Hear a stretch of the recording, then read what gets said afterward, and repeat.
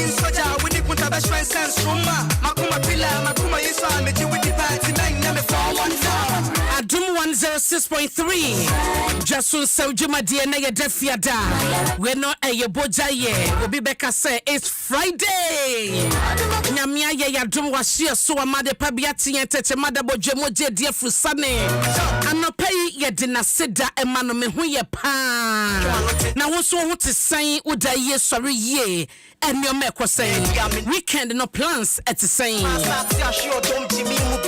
Bibia de dindia na aseda and ye debema obade no. Ofisa break was se no do bebo ye bedin kobone ye tight pa. E breni ho ye ne owura Musa Dankwa Global Info Analytics. Onim se o de survey bia beto abonten. Survey ni mu sema eka 2028 de eye possible a MPP for sure obetumi di party na ndio mawini eye hwan a wo se eye Dr. Mahmoud Baumia enchemu wachire enchemu bebre no wo ho eno a ebra making kan krata no ne survey no ebi mu am hu jimi pa ebi so ma be hu so we de normal je say ensedanya nwanwa saa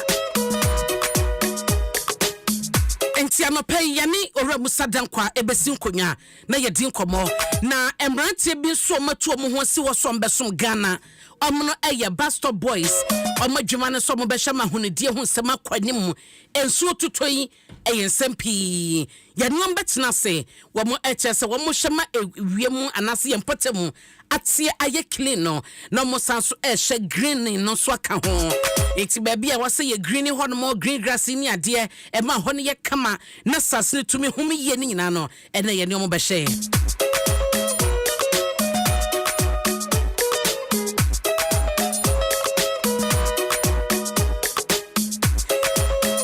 Edia me jeso ene abena pokuwa hwenie mamu atibiem sabe de ma wano pabia no hefted beta brenas na watchi mu nyina nkomo ye de eye ovarian cyst ene ye de bewie ye bebo no tofa Dr. Adubuaten ebeba na eba no ayaresa ene yarehye na wo pabia pa obenya bi ene ye ka liver no a liver no na dwuma droso na yana ye nya sinto ye liver mu mekokwa kowie kire no na edi obi ekwa samando na di obi eto dem etumi beye wa ma wanhwe obefon ebekati ni nyina no eye liver emu sinto intedo pa ye bi sase wo liver na pomodin no etesen wodi wani akoho wo hye ho asemoka eya wo tataki na eye C4C liver specialist hospital ena womo ehye liver amayen enei omako India akwa di womankasa specification ni ade akọ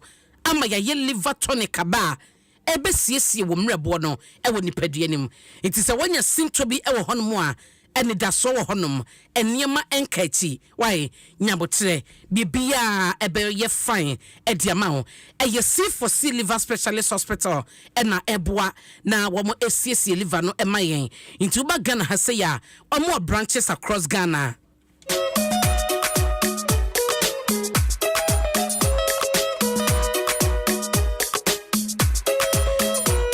Branches sato afa Ghana fa nan baby ya na dia tum nchini kranse ne ukọ Europe omo office ewo Amsterdam it is over US or UK baby ya wo bia no utumi friend number C na one yes C4C anim de for na kasa na fe wakọ akwaje wa yarehwe Europe office Amsterdam number no nie 0031 687 487 122 Anoni Europe office womo en number no so wotie me online babia wo bia say ya outside Ghana womo dia efre so wo Ghana hanso a wo be 0500 040 331 ana 0500 040 328 C4C once treated forever treated Samalen cough syrup Ayadra Danis Ariton Starring PLC Omodiaba na se yaka Samalen etu ewase ena popon enti se wo fie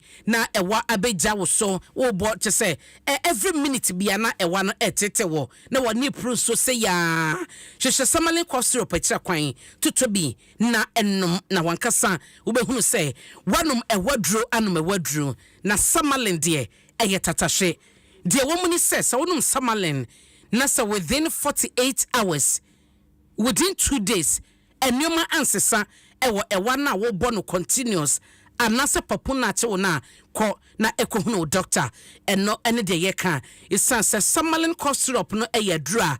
Se wo bo wa na wo no ma e wo se nyoma sesa a day or two no e wo se wo changes no wo hunu se dro no e ye dwuma anasa situation no e ye de ye betumi de Samalen etu asiama ho enye sadia after 48 hours ko na ko hunu doctor eno ene de ye ka e ho asem e wodro e na code ana flu de tatashe de etu asie e ye Samalen cough syrup na endpoint homeopathic clinic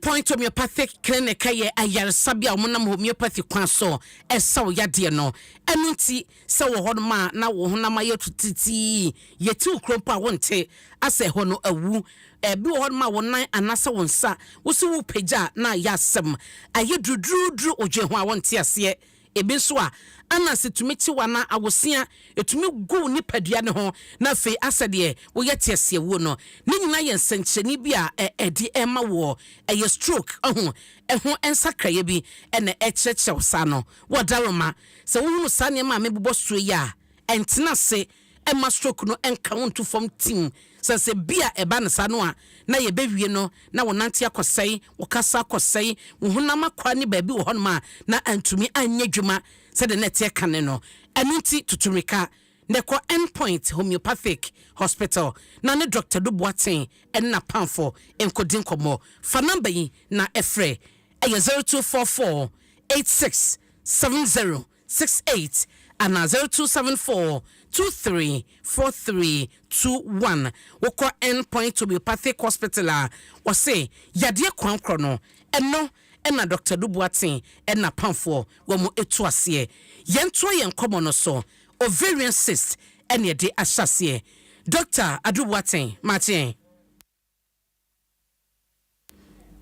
yo yahwese benya Dr. Duboaten wa homa so na afe ode enkomo ni nyina abraye beboto fa de yesua na wachi mu nyina efa ovarian cyst ho yesua ne causes anyoma edeba yesua complications se wo wasa situation ni mu a ede na de beba o ha ban na ede bebreo ebe affect wa wo anase etesen yahwese benya Dr. Duboaten na yene no ewie ovarian system koma yeshase na wotwini mu nti se bia want to me and join throughout the week enye hye Dr. Ba obebo ni nyina tofa ansana enede no ode atoa so amayen Adom 106.3 Dwaso Nsem Dwumadi asuni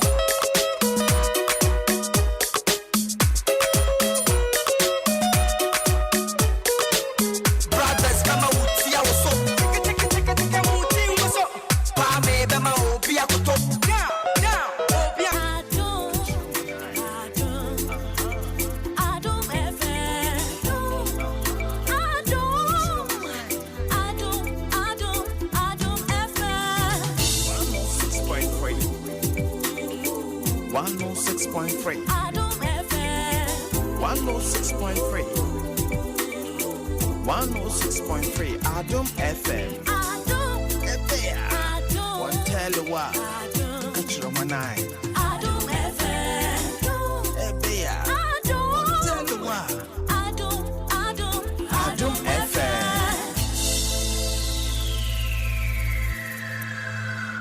Adom FM 106.3. Only God can stop us now. 106.3 FM. Adom FM 106.3. Only God can stop us now. 106.3 FM.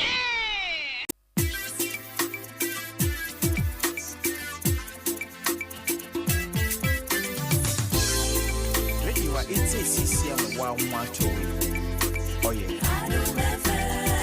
Radio it's a CCM 112.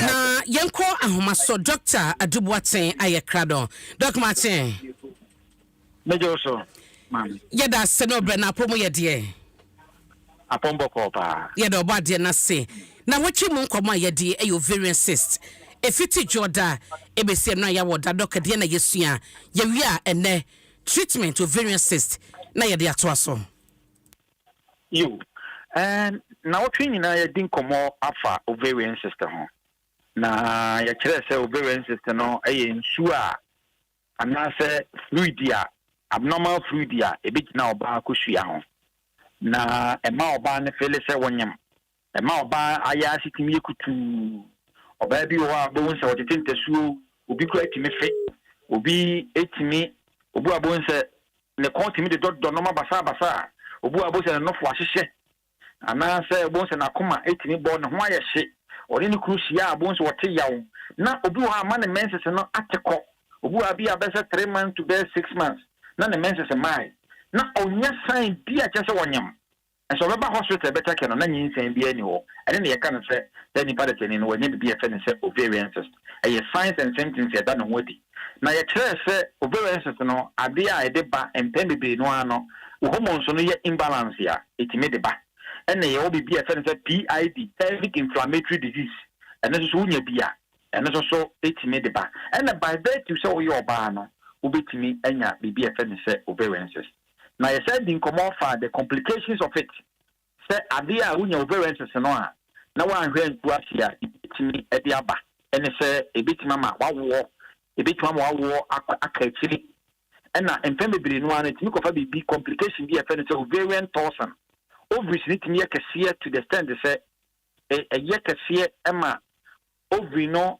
ekosua no etimi ehwan free da bia position a ewo anaso obi okwa na ni ovary no etimi epai kosua no etimi pai na amane internal bleeding eno so ade a etimi edeba na enne no enkoma efesi ebie no eye kwan a yefa so a yesa ovarian cyst kwan a ovarian cyst betimi afiri okra eye ade a yebetimi treat amana afiri ho na kwan a yefa so treat ni ne se nipa no wo suspect so ovarian cyst no de aye ni nyina ne se oba ye ka wo ye wo scan ni ai awo ye ka o ye fa bi obstetric scan ni e ka scan afa nkosua ne hu nyina na ye wi aya ye lab ahwe ye lab no na ye hunu se ampa uwo saade ni bi ti ade betima mi ye hunu se wo ovarian cyst ni bi ene se ye be ye scan ene lab ye saade ni mi wi a ye betima hunu se wo sa ovarian cyst ni bi ana se woni bi na e wi aya mo aduru a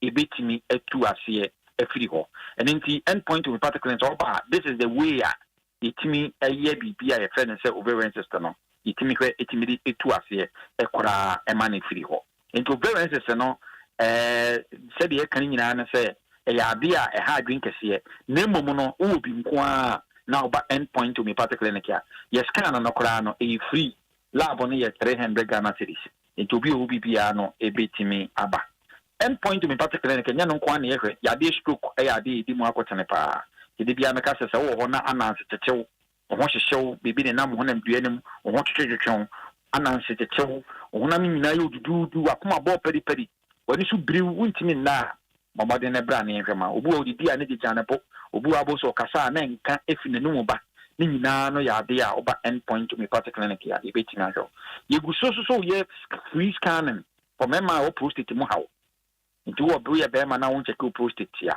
obetima ba be check scan ni free odun so abema mu yo ya bo hyehyew odun so a wo chima sa na odun so ntentem wa ya se ye wo ya end point oba scan no e free mame medeme anu sie no me the end point direction betuga end point your Spintex Road Shell signboard you will be or Tema Committee 22 you will be or Takorabe another Queen of Peace and na Kumase Chronom Aboe here number atiefo betimi obeso fra de bia meka se otise me bo number fa number na nefa to na se ne wa hia otena e bia na wa hia number ne 0274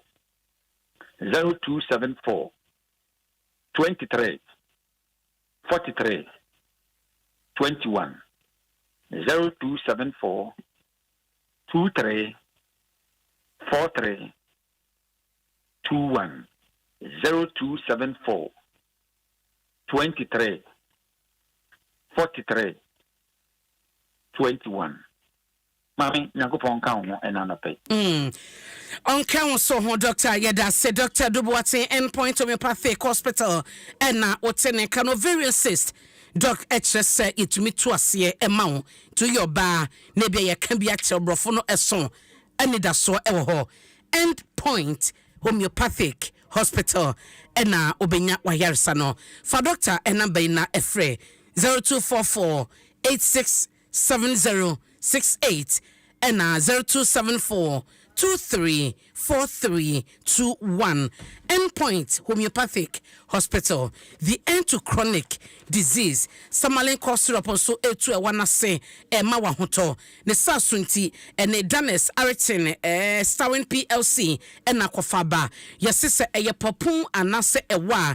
Samalin etuasie nemo sa wono no dronhwe dia na enwotwe wonum no 2 days na se enkoya wadaroma ensadansa yemo kone ko hu doctor esanse Samalin na dro no eyedwuma tatashe ntemtom so no ano na yedwuma no ama ho C4C liver specialist hospital ehon so kwa eba no wo mrebo wo liver na sinto abamu no wo mo ehwe ema wa hoto esiese liver no ema bibia daye wo mako India akofa eye liver tonic aba eye C4C liver tonic eno so sa wono no ma esiese wo liver no ema wa pomode papa fa number is 0500 040 331 and 0500 040 328 na one C4C mpenyefo akasa so wotie me online na wabrochire say UK US oman bia woso no ye wo Europe office wo Amsterdam a obetumi akwa yarehwe fa number no 0031 687 487 122 C4C once treated forever treated.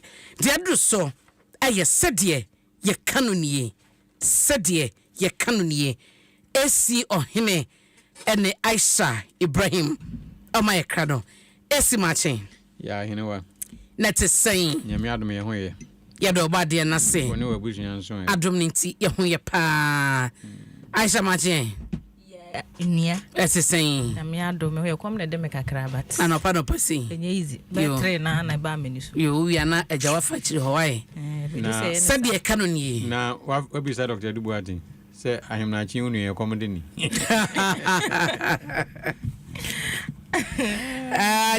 wi ana ya fra bisa na yesi na Aisha de na modinam oh na de nurse sa ne ma na de ba no nurse kakra na de mpese mi bisa ba sha se na mpese mi bisa e oswani o we na je revision na se ntimu na ye sha se ukuada no ana ye to aso ita ye se ye hwemu pa ya ye pen eye oswafo enye oswani the minister na je se oswafo na mi fi ura ene ye tenant ba ko e kontokwa ozi papa ni guasini ena if you run your bani ni kunu bekaze jena kan papa ni guasifo you know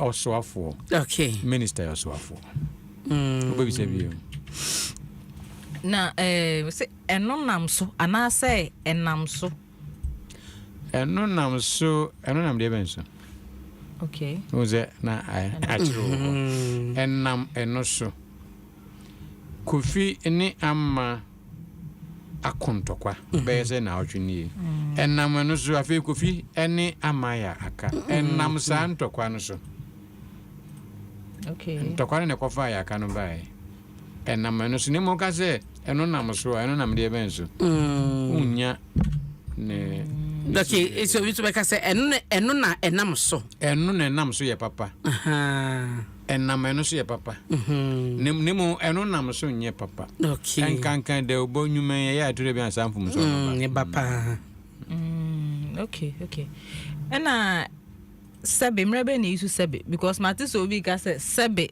medase minim say itimi ka sa sebe bibia ne de sebe aka ho na ye yentimu pa minim nyina ya ye pen nia meka na makatimu ene se sebe ejina homa ebra wo ka asem bia ni enyane wo ka asem bia ya wo ka asem bia anka time na emum no o sre kwan e woni pa one ne di nkomo no eho aka se asemi edi kanti mamenka bie no anka bie no a ye nam so nya sebe no eya ko ese janan ade ni nyan eti anka we menka ne dwam anka we menka obra me di obuo ni di ma o nanso esanse ehu hia nti me sra okwan na maka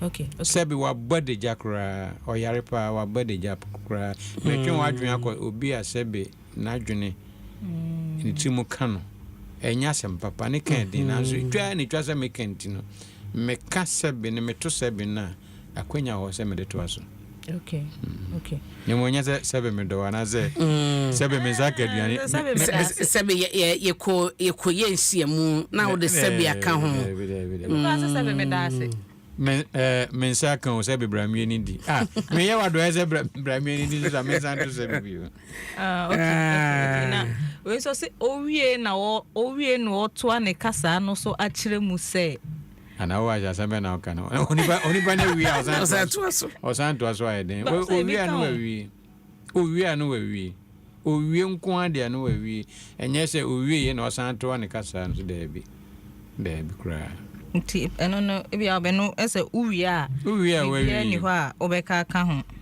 mi gidi se etude bi a yen de bofo no bi so ka se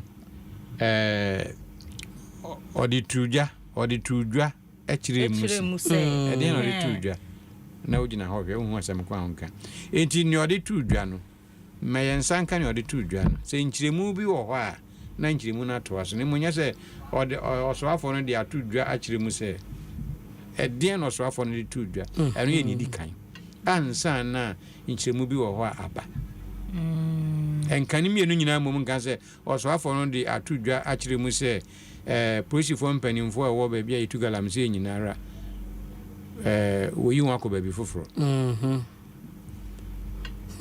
oso afọ no de atudwa se a polisi fo mpanimfo e wo ba bia itugalam se nyinara wo yi won akọ ba bi foforo ochire mu se ana fe ni enti a oye saa no kafra ebia se o omtra wa che no ne ade no nkrofo ma on bribe nti afi de osesa ho ne monya sa okani mienu nyina bo aka se o de atudwa achire mu se ai se matawati ase de matiase ena we se atoranchem mu nipadu na etumi hwere won kwa atoranchem no bae ni pedu eno de anye kura o na je etise sebi aduasa waka se nipa na je ho akonfo na won pese woni wu woni bo modern ene woni wu ye ensi so kura obi tumi ya ade a na memfa English kakra mfa mu na eno nso mowa the person made an effort and succeeded watumi ewu kire say the person has succeeded in dying tafrache ansa no bi beye sa no na kire say wa hye no akonfo so no ana to ono na sheda ne mum no atoyere nkyem no si ye no nipadu eni wu ye nipadu na hwere won kwa atoyere nkyem no kum nipadu okay ana se ji nipadu ekra ana se nkwan firi won sem na nye se nipa no tumi debi nti enkankan ye de ubofo no etro bia ntempe ne ade nsem ni bi ho aye kan na abuna twi ya shi no yes sinitra se yes yesia nti sadie ye kanu ni we den ko some di bebre ka ho but yeah the baby e wo ha okay me ma me ba ko ma comfort o judicial service ma comfort se me misa esi se ye ka se osuafo anase osuani osuani ni esu yes no pe obi kan we ni usu se osuafo anase osuani ni esuafo osuani se osuani ye school ni ana osuafo ye den esuafo anti ye ka esuafo say ne dodo but you know opeso ana osuafo ne baako osuani nti ye kan osuafo nti ye ka esuafo but osuani rules no edos kakra ebianze na meka Oswani Oswafo na dodo na ye aswafo ministers na mu edu ba bi a edanda ne kakra ne ade a eti no mama comfort nyame ya adom mama comfort to yi edwoada anase ukuada ekire ye nimi ye de ne hweso de examples bebree beba na ya kire principles anase enoma ye de hwe no ahoro na ani ada ho ye da sese wo de aba na ye de nchemu dodo beba ukuada a ebe mate ene na ye beda mase esi ohene sedie ye kanoniye esi ohene ene Aisha Ibrahim eno mo de sedie kanoniye eba ene anopai na made kan ya chew se enkobo wofie ha edoso Global Info Analytics penyi na nkasa musada nkwa ye ne ebetina se Basto Boys anopai ye ne omoso ebekasa na minima video yi mahunu se ba Adom 106.3 a video ba ku bi da ho ensuo tutoyi enipa bi ebo aburo ene nipa bone sempa kwasi fa video no to o mame ebo aburo nipa bone sem se ensuo to na esen se eye gates ye dida o mu efi anim anaso mo sto anim no na bola na waso gu kotoko mu si dem no nipa de sane anya kukuduro na wa ma bola no so fifie abegina nsom na wo hwie bola no egu nsom se ya na wo hwie gu mu a owie no e no fa ne kotoko no de koye enti sa bola na wo so hwie gu gata ne manzo ne de ko no wo bi sa wo se nso ne de ko hen anaba bia de kodu de anya wasem video na da Facebook se ya no eneno video so mienu na circulate bako asa sakse fe na bobo ya emamu na mu kitakita bobo ya na wo mu ba fiefie mu beji bola no nso oba na charge mu charge nso nya de keto o oba bola keto bi a wo de ma no was 20 cedi bola keto bi a wo de ma no was 15 cedi meje na waje sa bola na wie no go bi sa wo sa hina wo mu de bola ne kokotugu ei na ko bibi ni ye nipa o na nipa da sane hwe en wo gina hai ena abobo ya ne sigata ne ho so to gata ne munie wa hu kotoko no wade kan yi ba kwa hwegum wa wie wade ne kotoko kogu na bobo ya mu enti se bola na egu abobo ya ne mu de wo hwie ne nyina de egu gata ne mu se nsuo mfa nkɔhwe en wa hwegum no no wa pia de amu ye no wa san pia no de agum no akɔfa foforo wa sada pack e bobo ya no enti begiri so omunya hunu se nsuo mu na ananso nya ye na beto a no wa pegata bi mu so no wa kogina ho video ni na da hai enti Ghana pa da ben ye betisa yesuban da ben sho ba besia so na de ntuma twa ne mu a enso to na we ni se wutum se nya gata wo emfikire na enso se nsusuan eyiri fa ho no ena wode ntuma twa ne mu ama bola so afifie abegina abonten o ena wo hwie bo nto hwie gu mu wie ye no obi so na one ne ba na mo nti no wono hwie gu ho wie ye no na ne ba na kofa aba edi sum yi bol na ti ko gu nsuso ni se nsuso afakọ eno ne de akoso Ghana na sa ne pa wo ya so yiri fa na no ba be fra ban sa ban mra emeboa no say Ghana ha ya pana yadim area sa ni ma we ekoso a by now e was district assembly na etu na mo e chisafo yi nyina mame ne ba no e was ote wom shabole rabes nkoa rabes and wo pia gu bola ne nso de ko no e na de ko no take away pack e se rabutum so omudi indomi pa ne nyina e na pack gugumu yi e ne ye pia ko ye wona ti ko na dan Ghana nti da ben adwen ben pa kerozi na gu ebi mu adwen mu anase eye din nti nti yentumi sesan yesuban yentumi sesan abrabo se ebi mu brabo ka yetua zoom lion ka and na bus stop boy sam so na mukrom esisi krom ayen na waye bola sifie wo twense nsuo nto waye bola sifie o wo twense nsuo nto na sisa bola ne ko gu gatam na sa branch o search a watch bola ne gu nsuo mu dia no kranie nipa na watch video no I was see who the source of the video na se wo munni musafo ye omfa momra because when to me ko ba say out of the blue moon na say ye twa sa video see e yo be na twa ye it say ye nim area na ye twa sa video we ena ayi oma ebo sabra no ye di moma e wo se ye ti wo manim ya na ye di ye bi mu aye scapegoat ema ne yesua de na nka wani ya tse no ye de na ko gina mranim ye de na ko ye ya bo ma ne se ya bo ne kwadu gwanya fan asem o ye mfa ne nkotum nya san so we no namuni kra na moa ye ma ne mpra area ho nyina ba bi obo sabra no ye ma ne mpra area ho nyina be 6 months anopa bia e wo so be pra yi gatam for 6 months and I say 1 year. Na ye jina ne so. Na wo pra. Na wo kita plaka se chesa metrobola gugatam e na ye me say wo tena bi no enso to a wo bi nya sakukudro no enkoyi bola mfifie. Watimi atena dem ase bola kotokuo masei ne enso to asba behwe agum.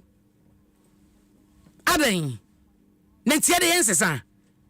Ya dwen na da yetim no. Na wo ye chese na de me yare say Wabo sabra we nyina we no abebre mu politician. Wodi sajuma we nyina we no. Na wa sande sobo abebo amanyoni se amanyoni ene wonye na djuma ene gata sesie omuntu bi mbeyimu. Na nka de papa ma sabra na yenyenyi na nat ai tankase for hodom no. Sabra no. Wonche ma gata mu nya green. Enya man wa tena se atwen se zoom lion emeyima wo. Na wote se tankase ba America wo betudi akofa praye. E de koyi wo gata mu no nyo bi na be ka kire wo what is papa tanka se ba America wutu babia bola sie na yen kata so no wakofa bola do fum na de adwane papa tanka se be ba no na bola ni si ho ena de na ye hunu me kai pa sabra ye nyi bo ma na nketo asamemoni ama woni ade suso yi na bi won ma wo sabra de ne wo kura banka se kura ba minim se woni bi ade nchede na se bia kwa na ye popo we na wodi asi ho tanka se ba speed ya ba be fa ayi ye friend saying kraba de dia boawra mu wa ajanan bia so no enya sam ketwa ene saso na wo he saso na ye kita na tanka se ba ne dimika ne siesie fi se de be ya tanka se ma machi yen en sabre so ba no obechi wa enya ma misika na menya wo enya se mijisika se pe me hwe na menya wo na fa wo hudi o osama wo ma won krata na waka cho say e da say bomodin na ebra ye ni pass tankers but ye ka tankers for tankers o ma paper internet no ye tumi ba omoba na obi anifie ne ye beto bola na beba no na ye te na ba bia o mita hye no ne ye de ahye ho wo be ye no ahunu say ya sama o say bra assembly anase ba bia do be ko no na okoyi hu ano kwa ya boka next time Onfa krabansi honma ajanan ewom na wonfa nya ho enkwa adwuma onfa bola ensi honma bola no problem na wonya nsifie na wonkwa adwuma sabra ne ye se tankans wo mo ye adwuma tankans fo ne esrom rough eso ne akukudro wo bia to bola krato fam na wo ka che nipa ne se wonfa no wo hunu wo na wo ka che ne se je se wonya nipa wadwen nye ene wo chen so wonfa bola mfiri fam ba bia Ghana bedru no Naka adwuma ye menu nyina ye sudie no bia ye shop wo elore kwan ho ube paki wo hono ma anaso wo paki wo ne stadium no wa cho se me ton made o wo besi manim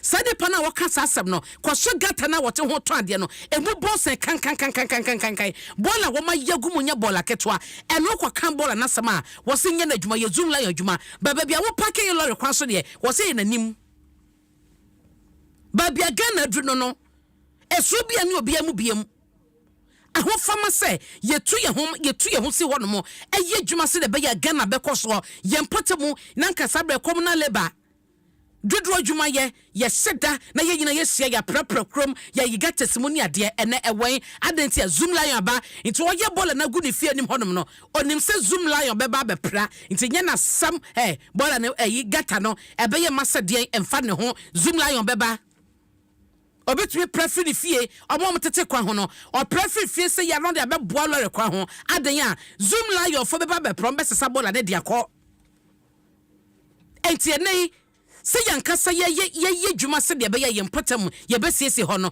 ye twa zoom lion se omna no mesiese ye mpotam ma ye na ka ye wasa dwine se bola nya dia e wo se ye tenatena ho okoka obeka se na hai ye ne ba bia to bola gu ensem bebre ye wo kwantwa o asoman ye wakwancha ye misa se oma wo mudi kan boss abra we bi ai nei ye kai se ba ku bi se ayewa esu to ye nso na esu dwama kumase ho ba bi esu to ye e ma ye che sa nipa no e ho ama ne bo e wan ye che ne de ne ko he e kosi san ye fine no anase ye gya no ye che na so anase ye ne den ye nte ho asem be se ye ne enti e be ko so akoto na wo ye nya hu wie o ye be sin so to bremu yi wo de so organ ha ya e be so kill we ya ben me ye so se ma me na obo sabran by now ne ba be di video ni bia kwache se ye mama be hwe o na we so obo mutiti fiche na yes ade we pa obo mo fichire etu be hu se e be twi sabola we nyina na de be sum ba bi fa ko obekọ no na enso na ta won se ye tade eti wo de ye ohwe sa odo river ye da hoyi fo wani ko swade keke efi ba bia o eye be no nyina ye fi mu na nkrofo to bola no egu gates mu de edeko Jedim si district assembly sa hodo no so wo ye oman nan kasa mamra na ebo ye ho ban na eno ye didi dwuma na assembly bia e wo bylaw eti assembly bylaws no ede ne ka efa hunidie ho nsam ho ede ne ka efa sanitation ye mpotem se de be ye bedi ho ni e ka de en assemblies nan kasa so ye de so bomb because adwuma no ma da so assemblies no ye de so bomb adwuma no ma da so na wo be ye bola wo fie de wo tue sika de makwabrane abrante wo gina hai shabola ekita egu abobo ye ni mu eje sika keto awaje o bola na egu abobo ye ni mo de be gina ho no eyi gu gata mu no enye sika keto awaje enso kotugu he eyi efiti ofanko barrier ede kwa kosinsa wo mu kwan no wona moso a bola se yam amu beji bola no mo kwa especially anadwene baby a light ni ho no mu hie bola ne gu kwan so ntu be hu so bedru baby okọ no hie bola ne nyina awie ade be twa beba no na kwan no so nyina aye bola hona okote no hone hu no okọ otuogu so okọ adana ye di ye ho abrosei adana ye ku ye ho asoman na wo ye wewe na beblem politician na anyanyam na betu aka ye bibi na ye ne nim sansunsanso ho ye na ye nim ese ensunsanso ho assembly sad nyema we ekoso madaroma mumu akire na mma ye hunu wo twa video no especially sa ma me na wo to atwa mu a wone ne ba apia bonten a wono hie wi ya ne ba no de edua epia bola ne gu nsom no omu nyina e wo se ye che wom na ka wo abaya wo ko school de abaya wo ko school anka wo se wo na wo twa ma se da bi mama de wo ye nye niema ye di gumi e rubber ne plastic empro entinka baya yemwa no na yenhye no yentwa jantum na yenhye no krokrowa e wo yemfichi ha sei na eno na mwa wakoto rubber ne nyina de agu nsom na nto di matches wo fie woni matches wo fie betumi ase rubber sia wo di gu nsom yi ade na ye di abrosa oba besia ede ntuma twa mu di sa adwuma wen nyame hu ye nyina mobo na ye be kosonso de akire de hiase ye nyina ye be responsible e wose ye responsible na nya sadia gana na nya ye da empanyifo the policies ne beba 10 times 100 times yen koso da because adwene kita be no mie no e ya dwemfi a emma oman enkoso menye sa obo wadwene mu pose wo twense nso beto na kwato bola guma sisa wadwin na wo so ye wo fam de ye meye me de ye de oteso ho be ye ne de na ye nyina ye kan bom na afo ye koyanim ya build Ghana no together na wo ntra na wo hyete na obi meboaboa na wo hyete ne ya boa na wo hyete ne ya boa na wo hyete ne ya be na koyanim na wi so sa benya no de abekasa Ghana ha yenkwa na fei yenkwa Adom Sports page 1 ebra so ye ba yesin konwa enkobodie ebeto aso Ghana Fui Franco esa the electrical appliances for just washing machines, Asian women yopo, CCTV cameras, and need all clear. Abi, you know that. Seba mobile. Oh yeah. Adom FM. Adom. Ebea. Adom. Adom FM. Adom FM.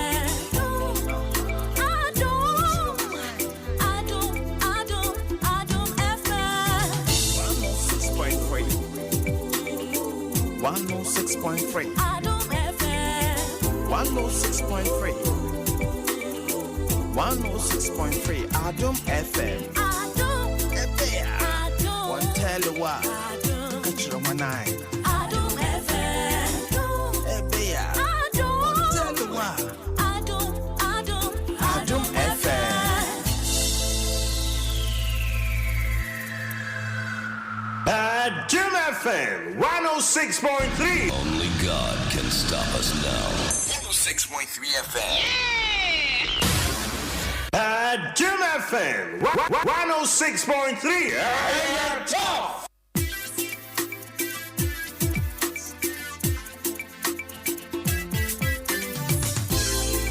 Ready, what it's a CCM 112. Oh yeah. Adom FM. Ready, what it's a CCM 112.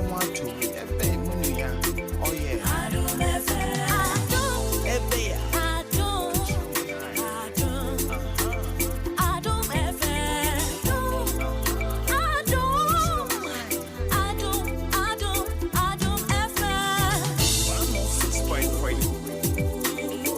106.3. Adom FM. 106.3.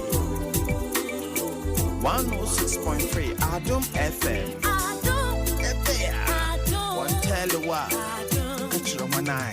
Adom FM. Ebea. Adom. One tell you what. Adom FM. Adom FM 106.3. Only God can stop us now. 106.3 FM. Adom FM 106.3. Tough. Only God can stop us now. 106.3 FM.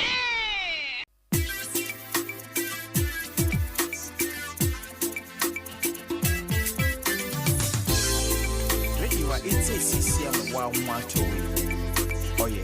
Adom FM. Ready, what it's a CCM 112.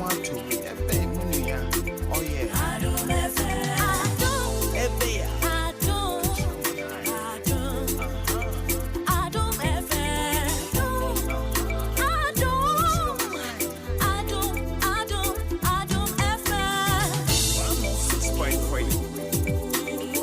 106.3. Adom FM. 106.3. 106.3. Adom FM. Adom. Ebea. Adom. One tell you what. Adom. Catch your man eye.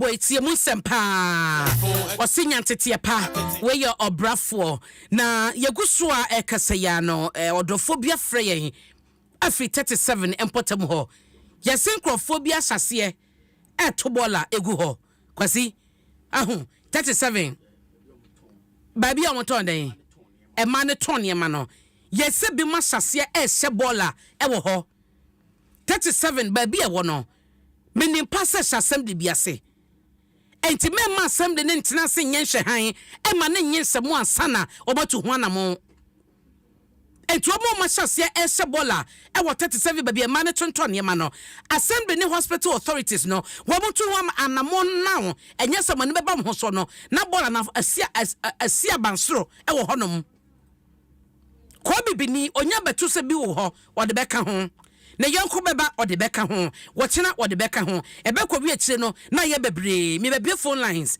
ɛtimisew panyi a wo frɛ me bie phone line abɔmɔden afrɛ fa hɔ ma me ahai yɛntumi mfa wo nto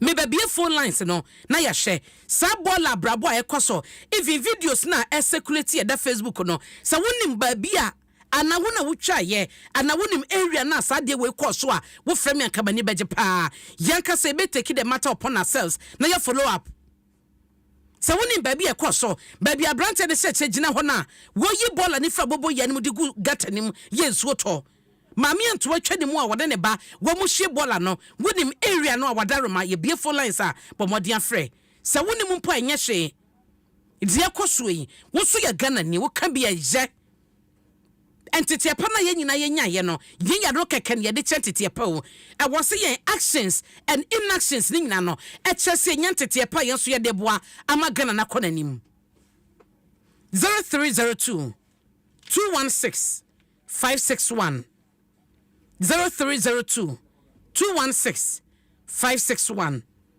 and now 0302 216 562 0302 216 562 numbers anopai ya didin komo enie ahonedie ho nsem sensuo to na ye to bola gunsuom ye fa bola fifie ne ya behwie za ne de agugatam memo achen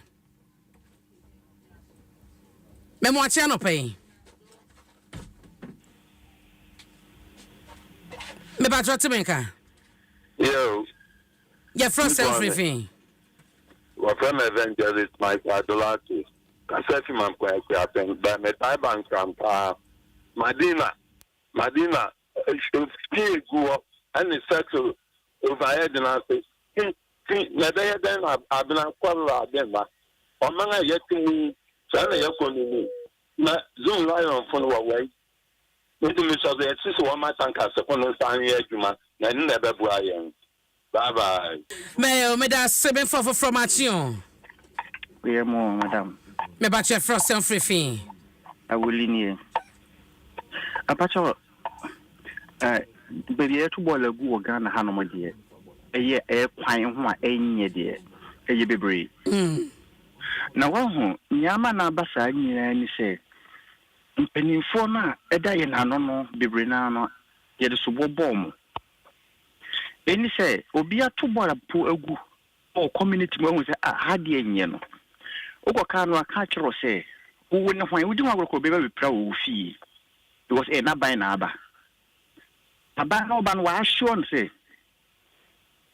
kezo wetin aye na opebia me ba cho bola semone aban de me hunu ba bi e fa ko se wa aban aba tutumi ko fa bola de be gumo timi de anim se wa aban aba sesen ambacho hu se obi aye mfumso ama ya tina tuna abi aban bi abase bia na ban na aba ntino onfa no nida me ba cho wo se ye kan bola sem menyi utim wo wasem a wo ka no ba so obi beto bola gu ba bi no se na aban na aba no me hunu hawa reality na ban na aba ni se so oya ade a enyo ibe se ke edin tonton beba edi nema bibiri yare bibiri no edi banjin so boni bibiri no edi beba nti wo kana o se nka nipa ni tie na nka oya ade papa ya ebe boa yin nyina no no guys na ban na aba nti no no pe no be mate me da se ma me fa ofofro me mo ati o me se o ye fro se free acho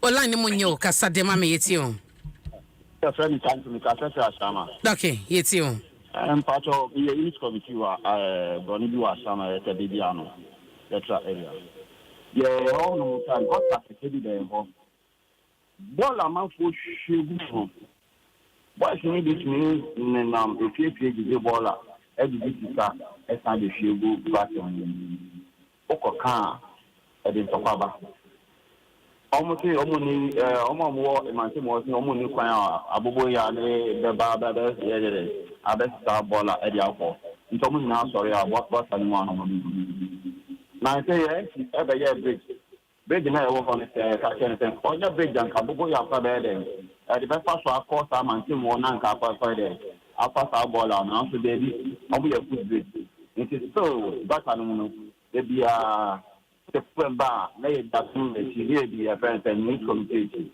yan ye hu de be fi aye nti ye pe kwa on be fa so aye den the side no ko be stop ya mai an kan na o ka di be town council for no twin eh yes adia no ka sa na se ti ko so ka sa de bola se ni ka to be twa nti mo sha na mo ye hu bi mai mate me da se na woni o sa ye unit committee member de oni assembly akasa.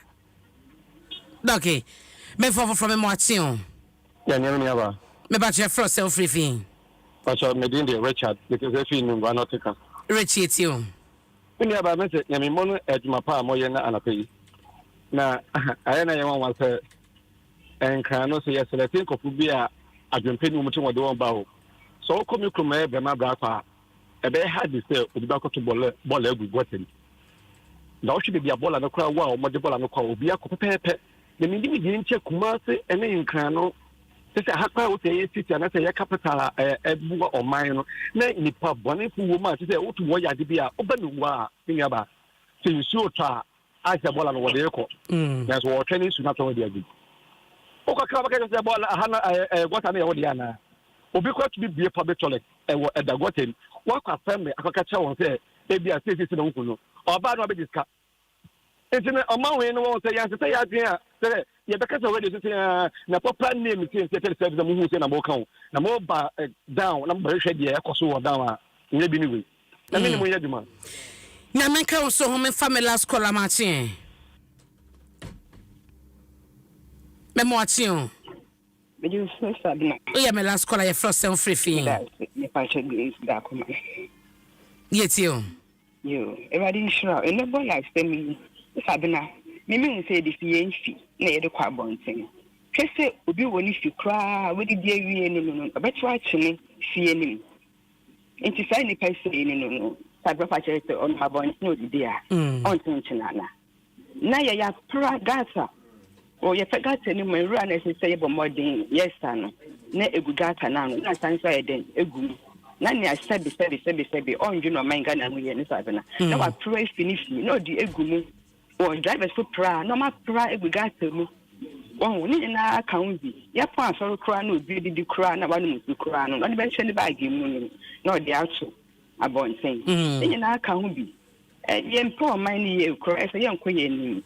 Much of a best with us say, meant to be for phobia BM, ya debesi ewa. Nemo video sa ababon ti and ra, or Adom 106.3, elbow video no ewa. Yes, assembly sa.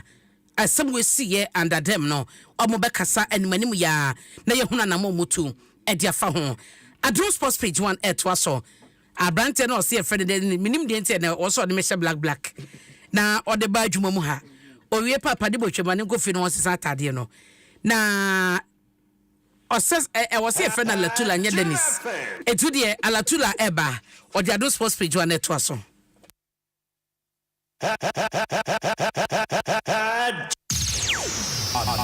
Adom FM. Adom FM. Adom Sports number one. Adom Sports number one. Aimed in for cut. Adom FM.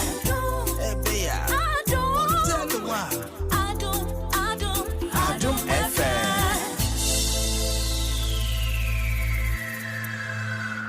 Adom FM 106.3. Only God can stop us now.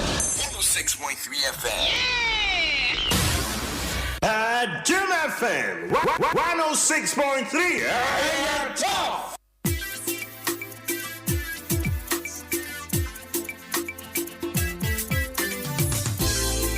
Radio it's a CCM 112. Oh yeah. Radio it's a CCM 112. Oh yeah. Adom 106.3 FM abusafo yamamunyina ache emamunyina akwaba edeba enefie eso.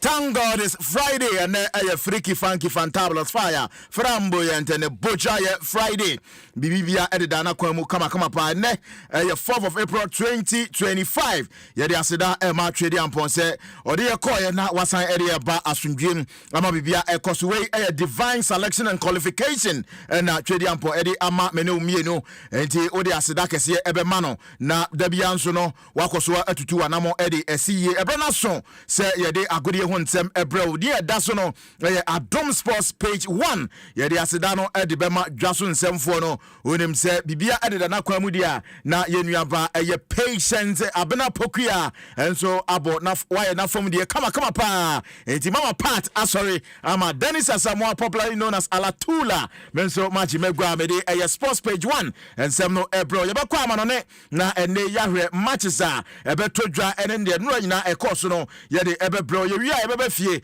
na yɛahwɛ deɛ wɔ Ghana ne ntwo ɛne ne ntwa so afisɛm bi a ɛda hɔ no yɛbɛbɔ mmɔden ɛde ato w'anim producer anɔpa yi wayɛ nsɛm no ready na mede ɛbrɛ no ɛyɛ Bernard Nyameba Padibotwe na yɛ nsɛm no nyinaa krado live on Facebook wokɔ Adom page no so a wobɛtumi ahwɛ Iowa 05 abrante wɔkyɛ Americana walezi ya miema no pay ɔno nso ɛtiakyiri a ɔhwɛ sɛ deɛ ɛbɛyɛ wobɛtumi monitor me live on Facebook mesɛw yɛde aseda ɛbɛma yɛ pra sponsors mmerɛ sɛm nti sɛ woayɛ krado de a na woka me ho ama yɛde yɛni atwerɛm ɛwɔ bodo yibo na yɛhwɛ nsɛm kakra da nkɔfoɔ aman so yɛwuram ɛwɔ the English ɛyɛ Premier League no na yɛhwɛ nnura match baako a ɛtɔ fam mesɛw Chelsea ɛtena Stamford Bridge ɛne Tottenham Hotspur ɛde pim so match no kɔɔ na wie no na Enzo Fernandez abrante a ɔyɛ Argentina ni no apɔ so atena baako a Tottenham Hotspur ɛntimi ante enti no ɛne sɛ de nnura EPL game no ɛtɔ dwa nti ama Chelsea ɔhwɛ sɛsi a log no so a fourth on the log a ɔmo hwɛ sɛ top 4 no ɔmbɛtumi afinish na kyerɛ sɛ Champions League ɔmatumi abɔ bi ɛnɛ ɛyɛ Friday ɔkɔ ɛyɛ La Liga Spain a match baako ɛbɛtɔ fam Rayo Vallecano ɛbɛtena fie mesrɛ no nso pɛpɛpɛ ɔmo ne expire na de ɛbɛpem so ɔkɔ Germany the German Bundesliga nso no ɛbɔ ɛyɛ anwummerɛ na ɔnwɔtwe ɛpae mu pɛ Augsburg ɛne Bayern Munchen nso ɛde bɛbɔ ani yɛkɔ the 10 Serie A the Casio League na Genoa mesrɛ ɛbɔ 8:45 a Genoa ɛne Udinese Casio na de ɛbɛpem so yɛnkɔ France na yɛhwɛ the French League Championnat na match beto dwan so no yɛmfa ho nsɛm ɛma wo de a mesrɛ wɔ the French Le Champion no ɛnɛ ɛbɔ no nwɔtwe ɛpa nsuma aduanan enum a Nice ɛbɛhyia Nantes bɔbɔkuo no wei ɛne matches a mesrɛ elsewhere ɛwɔ nkɔfoɔ aman so ɛbɛtumi atɔ dwa yɛyi ɛde ama wo kamakama paa enti yɛmfiri amanone na yɛmmrɛ fie ɛmfa nsɛm kakra ɛwɔ fie no ɛma wo de a na yɛde aseda kɛseɛ ɛma MTN for ɛde my MTN app aba ɛno na ɛdi wakagyinamu na wo transactions bia no watumi ayɛ just go to Google Play Store na download my MTN app o download a transactions bi a pese o ye say o send sika e dia ma obi so obi na send e dia ma o say o send credit say o send o pese o ye data bi bia no my MTN app ebe boa ama otimi edi juma ni na nso no ekoye kama for every MTN for eho enne mabobo matches bi e dia ma o say La Liga beba so EPL beba so all the 5 major leagues in air top form and Friday makomako air top form China better form Sunday better top form it is a best take bet there the gaming commission for Agia Tum ucha responsibly no a betway and it download betway.com.gh betway.com.gh download the two phone so na ya mo na disika ahoropa opesika kese edidia na se betway na ye kan for edia ma no pay say ubesteki na watimi di udin so a uyi a de na kwamu ubetimi ya ma ho ato kama pa MTN Momo no so ade a eboa se uyusu MTN Momo na ebetimi aboa ama wadi transaction bi apese wo ye no obetimi ayusu MTN Momo no na eno so etimi agina wachipa ama bibia akoso kama mo nyina daroma ena nsem no etofo me na ropai na wo Adom Sports page 1 eso ye free eye amanone esan se matches kakra etodwa no ene yetiti ho ede amao enti ye hwe na ye mfa eye ensema akademia MP so emao de a na ye rem ewo eye efie na ya hwe the senior national team the Black Stars of Ghana omo nsem kakra daba maso ese de emao ene nsem ese utie na wo hye no nso bia no ye bomodin ede ni na etimi ede atowanim anopai ewo dwumedie no eso na ye bewrem ewo FIFA ranking ye rem ewo FIFA ranking so the Black Stars of Ghana after see a bomodin etia omaya ne din ene Chad ene Madagascar ni nyina no wo hwe ansakire etimi aba so the last time no na oko FIFA Coca-Cola ranking na ye toso 77 na 77 na wiase afọ na nyina no Ghana yeda but me no kasa ide nsakire etimi aba ya move step baako enti FIFA world ranking no Ghana ya beto so 76 na Ghana ya beto so na oba abibirem dia say na nsihye no etie abibirem so ya toso makomako edu 9 enti first 15 ewo Africa no Morocco ndedi kan Senegal etoso mienu Nigeria etoso miensa Egypt etoso 9 La Côte d'Ivoire etoso enum Tunisia etoso ensia Algeria etoso enso de etoso enwotwe Mali nkono Cameroon edu South Africa edu baako Burkina Faso edu mienu DR Congo edu miensa Cape Verde edu na Ghana na Guinea etoso edunum enti we any first 15 ewo abibire ma eba no FIFA ranking na enti ehun sem kakra na no pay de ema ye fi wo ne yakọ the director of communications the Ghana Football Association ni di and Henry Asante Twum Mr. Henry Asante Twum so no ene ekasa kire ye nchicha mpanfo said the beya Black Stars players no so no local players bet me enya akwanya na nkoma ne ye no edi no ochie mu so twado ene ne technical team no eni local players no a omo said the beya ombetimi enya top players on betimi aboa the senior national team the Black Stars unity yentie and some Henry Asante Twum Mr. Hart the two yenim FR local players and you twado ne technical team monitor omo ye ehu. There is a plan for these players. It is not by chance. Say normally you be who say Fatah Dauda extra games needy. You be who say John Pinto extra games needy. Even when the coach is around, he watches these matches. Goalkeeper be the say Benjamin Asare. Coach is not starting monitor no bit Olympics. I want monitor from his days at Olympics, and he has always been in the data until the recent collapse and the times where Obriki into the first 23 and the coach and say oh yeah number one. You know as far as this period is concerned. Indeed, player Bia will be in the T already. Player Bia will be on already. So long as monitoring is ongoing and the player is good, they have equal chance of coming into the team. The only thing is that if you are scout another example, Isaac Afo, Mediema, to share 6 times. In fact, the last time Osheno or make it up his mind was the Super Cup in Takwa, Mediema Samatex. Okoshe no conclude say he is a player he wants to bring into the team. But now I shall consistently about 6 times. But if you ever drew, maybe I call up, maybe order number 4, number 5, number 4, number 5, number 4, but number 5. But eventually, when the opportunity came, he gave him a call up. Ebenezer Aban, Heart of Lion, he is always in the data. But if you are Okobobo or central defensive options, or 1, 2, 3, 4, he may not be in the top 4. Until he will drop on for some time. But remember, say, Yakobo Nigeria, yenya problem, it was our position on. Quickly, they drafted him in. On a player, or born a homodin, none modern boss. I can assure you, say, he is in the data. It is just a matter of time. That's our player, non rebel song.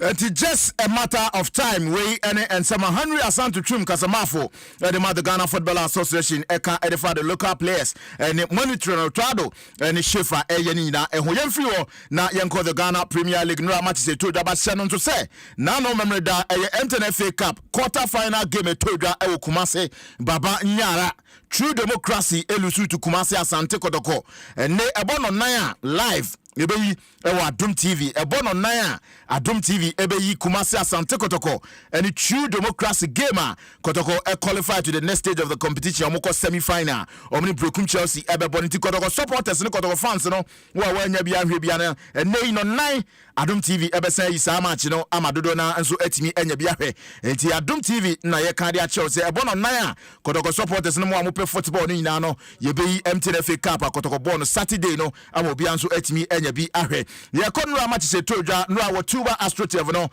Accra Heart of Oak etina fie Emma Nations FC reko show boy kaba ko boy timi anti Black Star Material Razak Simpson any abrantia of share go come pa center area half of the center when abrantia no a balloon ball na nkatia da po no ma ohwe ball no sana ball no edat na mesro eno echi no say na table no eti after said no ye bobo ko ni Heart of Oak eyi ni de no efi ho no Kumasi Asante Kotoko edi kan omo ewo 45 points Bibiani Gold Stars toso mienu omo ekita 44 points Nations no anwe no amana betoso miensa 39 Mediema etoso 9 omo so ewo 38 points na Pound Out of Lions etoso enum Pando so ewo 37 na Heart of Oak etoso nsia Heart of Oak ewo 37 points the toso ngotwi Bechem United 36 the toso Nkunu Dreams FC 33 the toso Eduno Brekum Chelsea 32 Samates toso Eduba ko 32 Eduana toso Edumienu 29 points Young Apostles toso Edumiensa 29 Vision toso Edu 9 28 the toso Dunum Baseka Holy Stars 27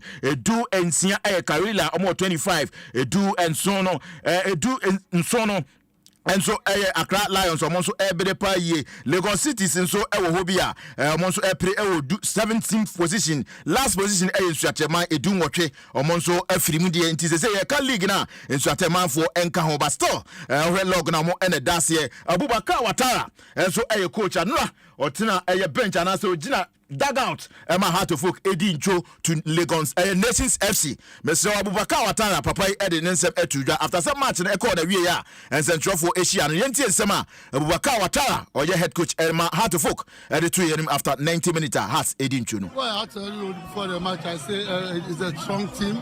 We are playing against one strong team, but today unfortunately we lose against very well team in our organization, get good organization. We do everything possible, but unfortunately, it's the same disaster we have.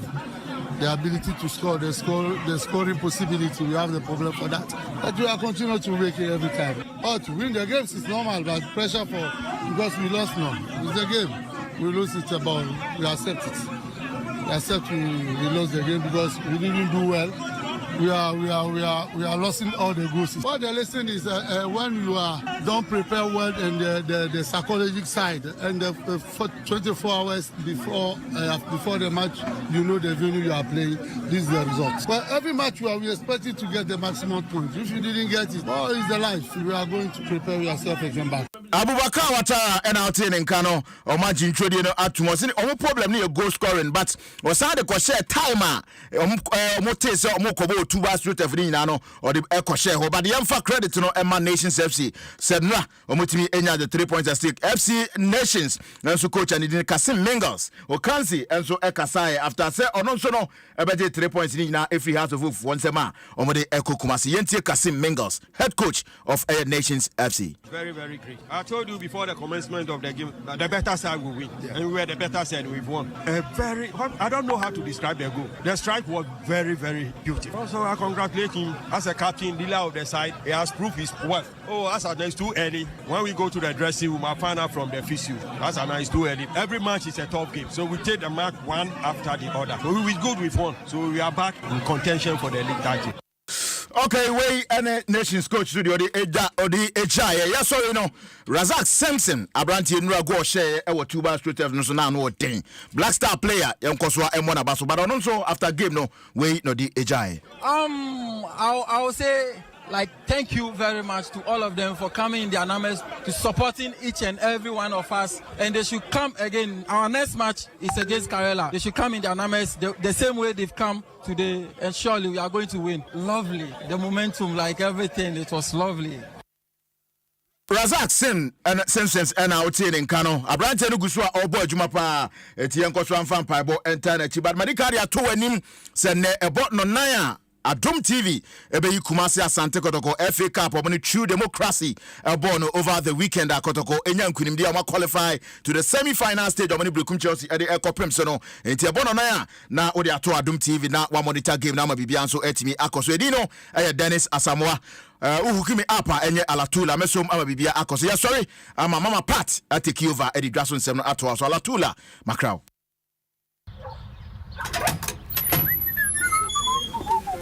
Hey, adan na nyumewe ni ma yesere sa. Behwe. Se ana me hu se. Say nyuma horo a medi mumudi no ne dey nyina. Omonte misika bia. Sika mede mane wo se fa kodwa so. Omonte me hwe. Sika mede mane adwa wo school nso. Eno nso so nothing. Na hwe, metua madwuma yefo eduka MTN momo ante hwe mfiri me ho. Wo bibiara sika metua ma no enne no. Omonte me hwe. Well, eye pa say you downloading my Momo app no. Na what ye biara. So what the app no di juma. Omonte o hwe. Wo mani sika o, utuaka o. Ni nyina omonte o hwe. Don't miss out. Download my Momo app no ene. Na enjoy zero charges. Our Momo transaction bia obeye weekend no. Just Momo 8. TNC apply. MTN.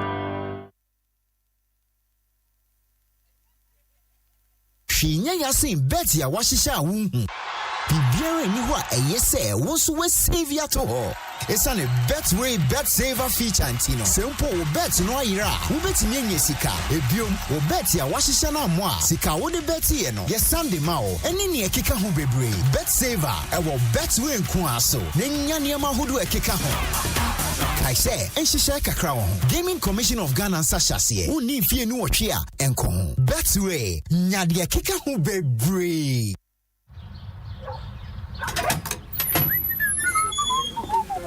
Hey, I don't know you may when my sorry, sir. Ah, but hey, say, Anna, me who says, say, you ma who run me dimudino and net day in na. On one team, Miss Cabia. Sikam, the money was a Fakujason. On one team, she. Sikam, the money I draw school and also so nothing. Now, hey, me tia me juma for a duca, empty momo, anti she and frimo. Will be better Sikam, Tiamano and then. On one team, she. Well, a pass, I downloading my Momo app. Now, what ye biara. So what the app no di juma.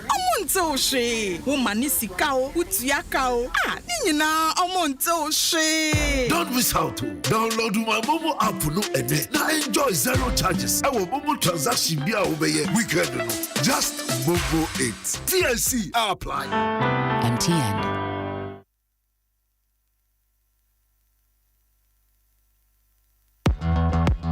Nitia ensa dapuno no ebie. Download the 1xBet app no Google Play Store and App Store. Nefia se dinkunim enne ya. Agodia eye nije pimpim chen. Fagro no watinka. Ene wo lak no bra 1xBet so. Use promo code APPR. Na fa wo bonus no chebi. 1xBet. Agro ni tintimban. Gamble when you true. Enti twam wa hye yim. Enya ma wo a won di mfie do watch. Gaming Commission agent kratu ya to.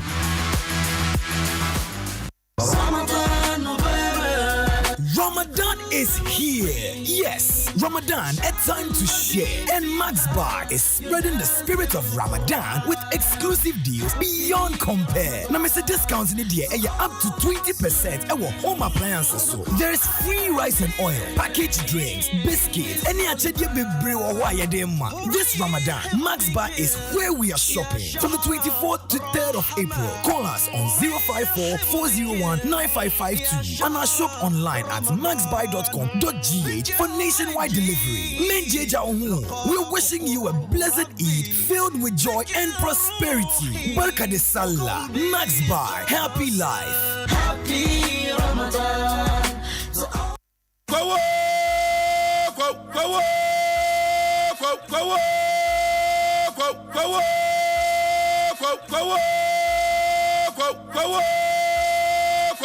Ball bon century and sisanda sempo to couch mo yako half time and the mood day wumiaswa ubeti mi ahwe de abwetwam me na for budget so a good century ni so etisenia me wo ho nanso me wo fi a me hwa good clear every March 3rd ekosi April 30th from Mastercard no digwa to ya niam online and also tom nenya akwanya ubeti mi wini akohwe UEFA Champions League finals anyone now for Mastercard at high no stop fancy akradi ehihye kakra wuche.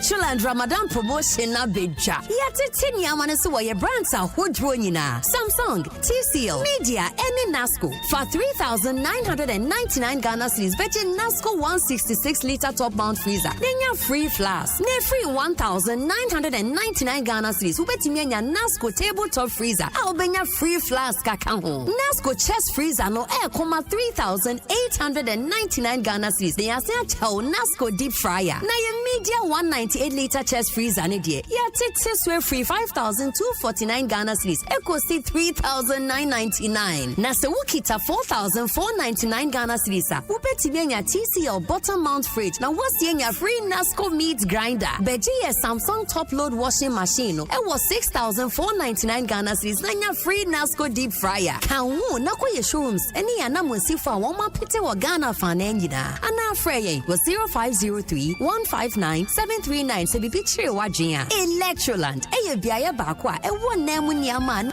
Efe. Na ne boso dafen. When it's your answer dapuno no ebie. Download the 1xBet app no Google Play Store and App Store. Nefia se din kunim ene ya. Agodia eye nijem pim chen. For agro no watinka ene wo lack no bra 1xBet so. Use promo code APPR. Na fa wo bonus no chebi. 1xBet. Agro ni tintin buy. Gambling when you true. Inti chama wa shey. Enya ma wa won di fie do watch. Gaming Commission agent kratu ya tu. Adom FM 106.3. Only God can stop us now. 106.3 FM.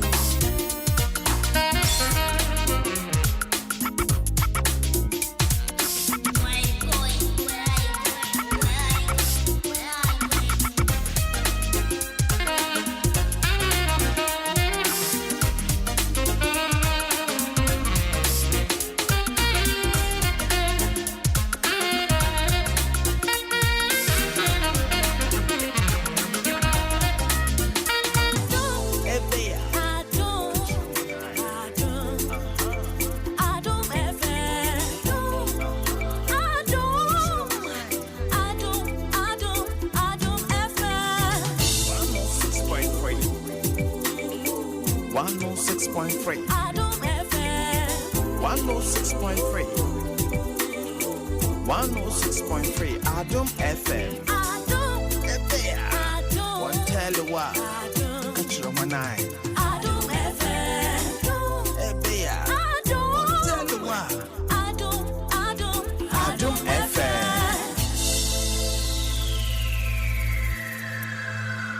Adom FM 106.3. Only God can stop us now. 106.3 FM. Adom FM 106.3. Only God can stop us now. 106.3 FM.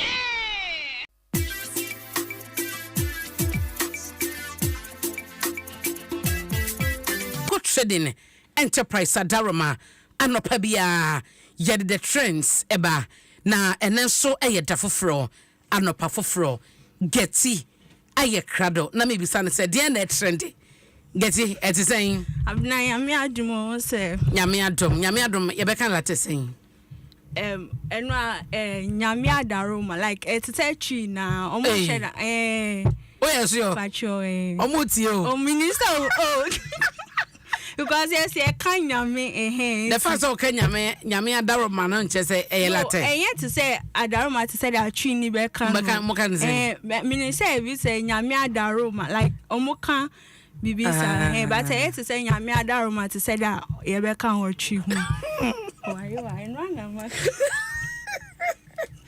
oh yes yo o stab na me but then sister na me sure yo but I didn't trend. Okay.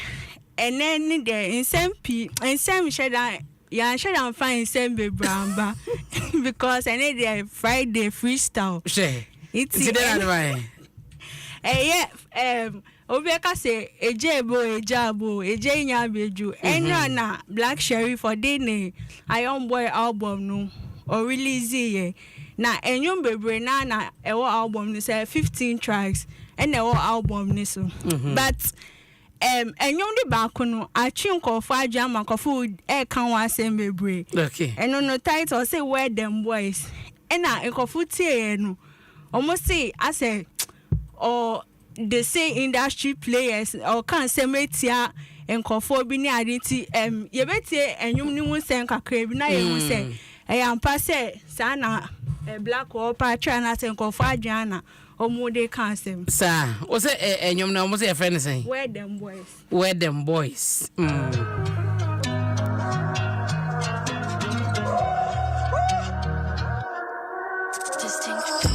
where them boys? Counterfeiting boys. They wanna be some they talking toys. Telling me they make some noise. Industry's employees, everlasting motion boy. I say what's up. Standard raising boy. I say what's up. Everybody gets something to say, suggestions to make. But nobody wanna practice. None of the things they say and preach, I mean it's easy that way.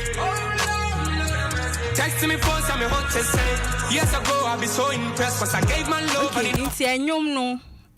Say na Nsem no di two Jano. Oh, say or mention or say cowboy be from Ali Express. Na cowboy kon say o pese o no black no on yet to say no.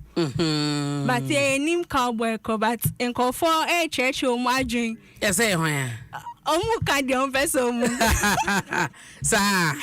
No all about gatekeepers being so. To say gatekeepers I just say twi ka say omu da bibi anim ana so omu wa no but sankofo no mu si eyi omu asi nchen sa na black hole kan omu no me ehefo wa mbo de oni de otu ni nti wo ya ye ho me abna enu ni mo de me kan ma benya asa me nim ni pa me just woni mo and I see two-faced people being so. They will preach peace, like omuko interviews, ombe preach peace, unity. But omuko echia no mako organize boys because see commotion ne ama. So say enyom ni the same baby omuti ebe ye tie for omuko hwehwe. E wo YouTube any other streaming platforms omutia. So obokutia pa Sa na Ghana for adwin because utie full song ni the same room. It e straight for say umbe kwa hwehwe no mo etie na o makasa so.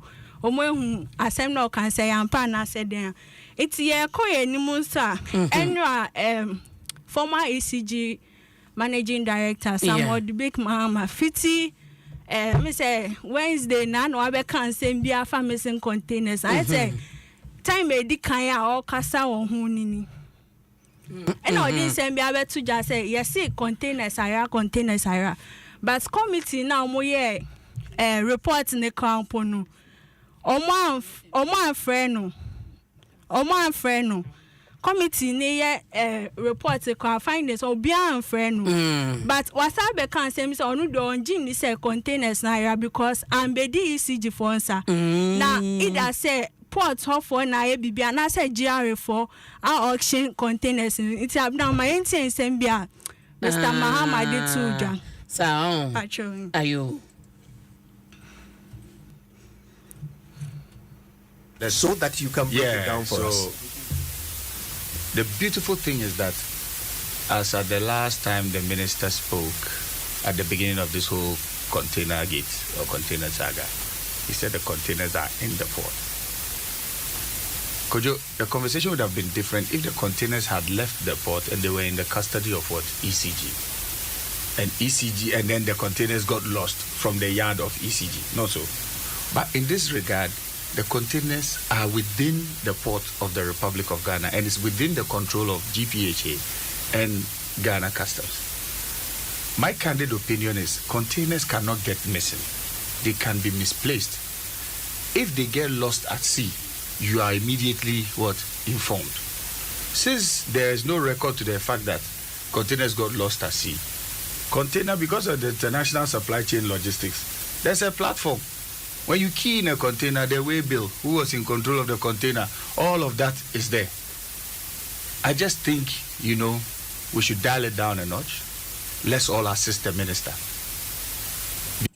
Inti Mr. Mahama the Big Mahama Nsema or the atu join but or say obia baby I be friend say umbe yi Nsema no onu de why ready say obeba beboa and also trend this onu inti or the same bebre na na tu dan say say da o ma ati ase say o ho no ti obi ehia na otu ni sa friend na obeba iti abna ye ko enimu so a video bi abetoja report the church says 7-year-old girl in so akola and I had defiling no but I Ghana ya sese no ya tono na incidents BC one in school say South Africa it's a honor no and my same see but female parliamentarian bi Mrashe Bejeni Obabi. Oh, hefa. Or South Africa or the same be out to judge because I same ni hano say on tia say in paying for on the akofa 7-year-old girl na say same ratunu into audience or no so the same be to judge we mate for ATM kakwa. And you men out there, why are you doing that to our children when we your size we are here?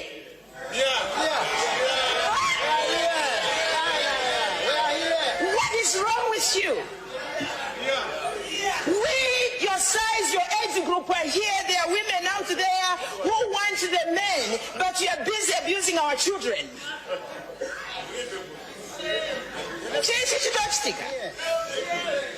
I think repeat that one. We didn't hear you. I'm saying what is happening, Mr. Speaker. We, their age group, are ready to take them in because to the final.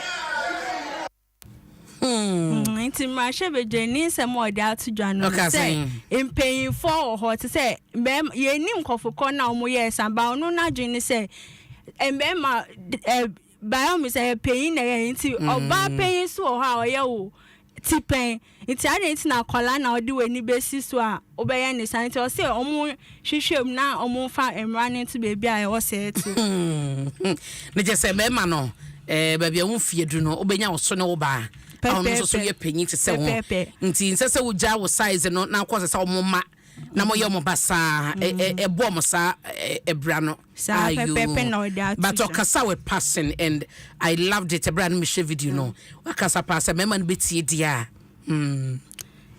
iti abna ye ko enimu nso a video bi so abetoja na ye gidi say nipa no or outside Ghana oni Ghana ebia Europe na say country for mu no but now our kitchen to show a house help na onwe adwane but onwe adwane no ensem bia all kan wo video nim no en sheda en yen pa oti obi nchen na o ka say nipa no e ka so onye adwane a no so waye ne de esi nchen iti so onwe adwane na adwane mo hina nipa ne be puma na onu de wo ni de backup e wo honum iti kofo bi sa say iti o sheda na obe se adwane na say date na we ba ka say o se adwane na we Ghana ni oh no country iti agidi say obi my so na o ye made iti agidi say o ye Ghana ni iti na ma entie ensem ni bia eraba ni dit na madam epio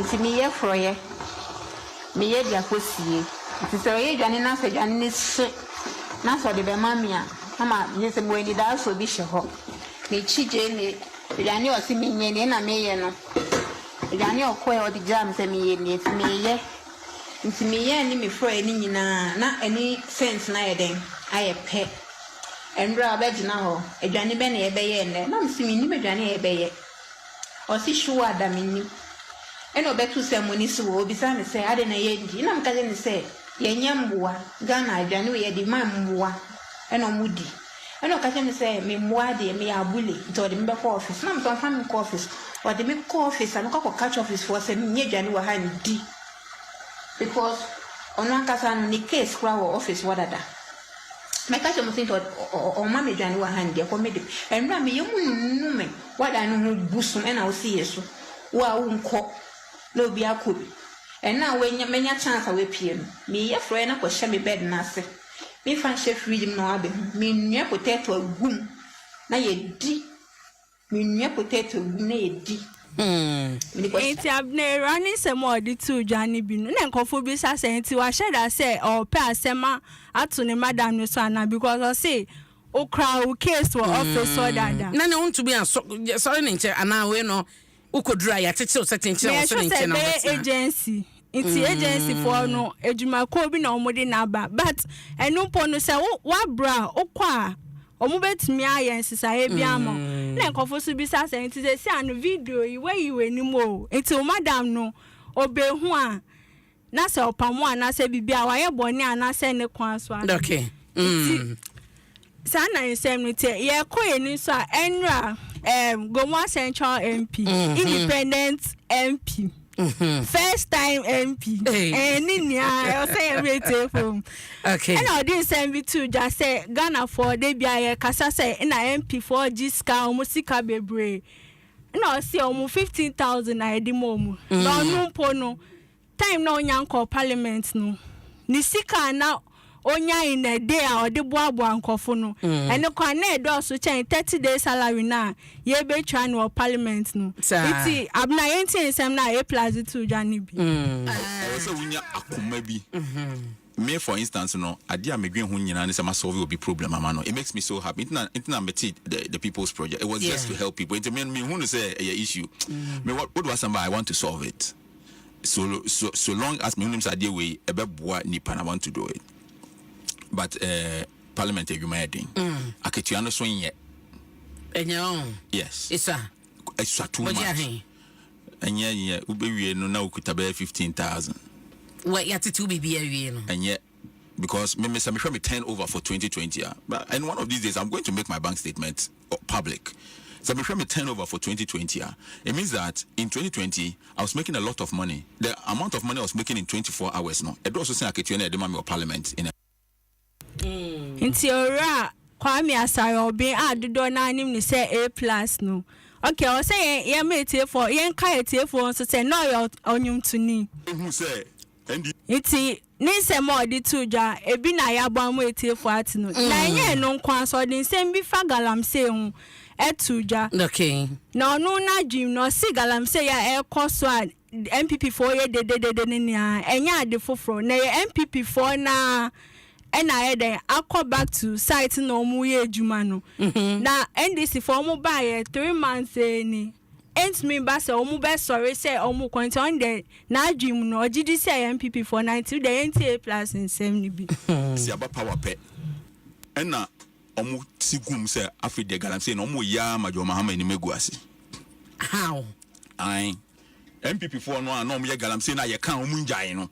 Jo mahama ba ban mu na afi de omu nyina tiegum. Enti MPP for nkwa na ye galam say the whole Ghana a MPP for no money abre omo ye galam say gidi omo aseda omo pese omo ya na ye kaso gold board na ye dia ba na ye be nti no jo mahama hia gold bebre nti no omo ye galam say MPP for na aseda ye sa de no obi a excavators omo qualify excavators say omo de ye galam say nti yanko chimra omo sign excavator no omo minister be ka chen say 500 a yera kon omo sign ko group pet no mu. Inti ora A+ nisemo di atuja. O wan sem na but adeni say MPP for ni nyambe yi anu. Inti ye twen ahwe say bia obi baba be kan bibia e be twe say ebia A+ en no kre no kan na say den. Inti eguso awa twen mu e hwe de we kwakosi inti abna ha na na ye de nsem ni besi. Yo. Na me aduma e da fofo ye be sa. Ye be sa sia me da se oba ye be kan latese. Me da se oba me das here and quite Julie. But so buy any dear. Say anyone say baku down. Met me. Okay, sir. Okay, waba obaye. Intenya no obaye. Nkwa Julie. Nkwa Julie, thank you na say. But thank you for coming. Oh, me sure say thank you na be so we be.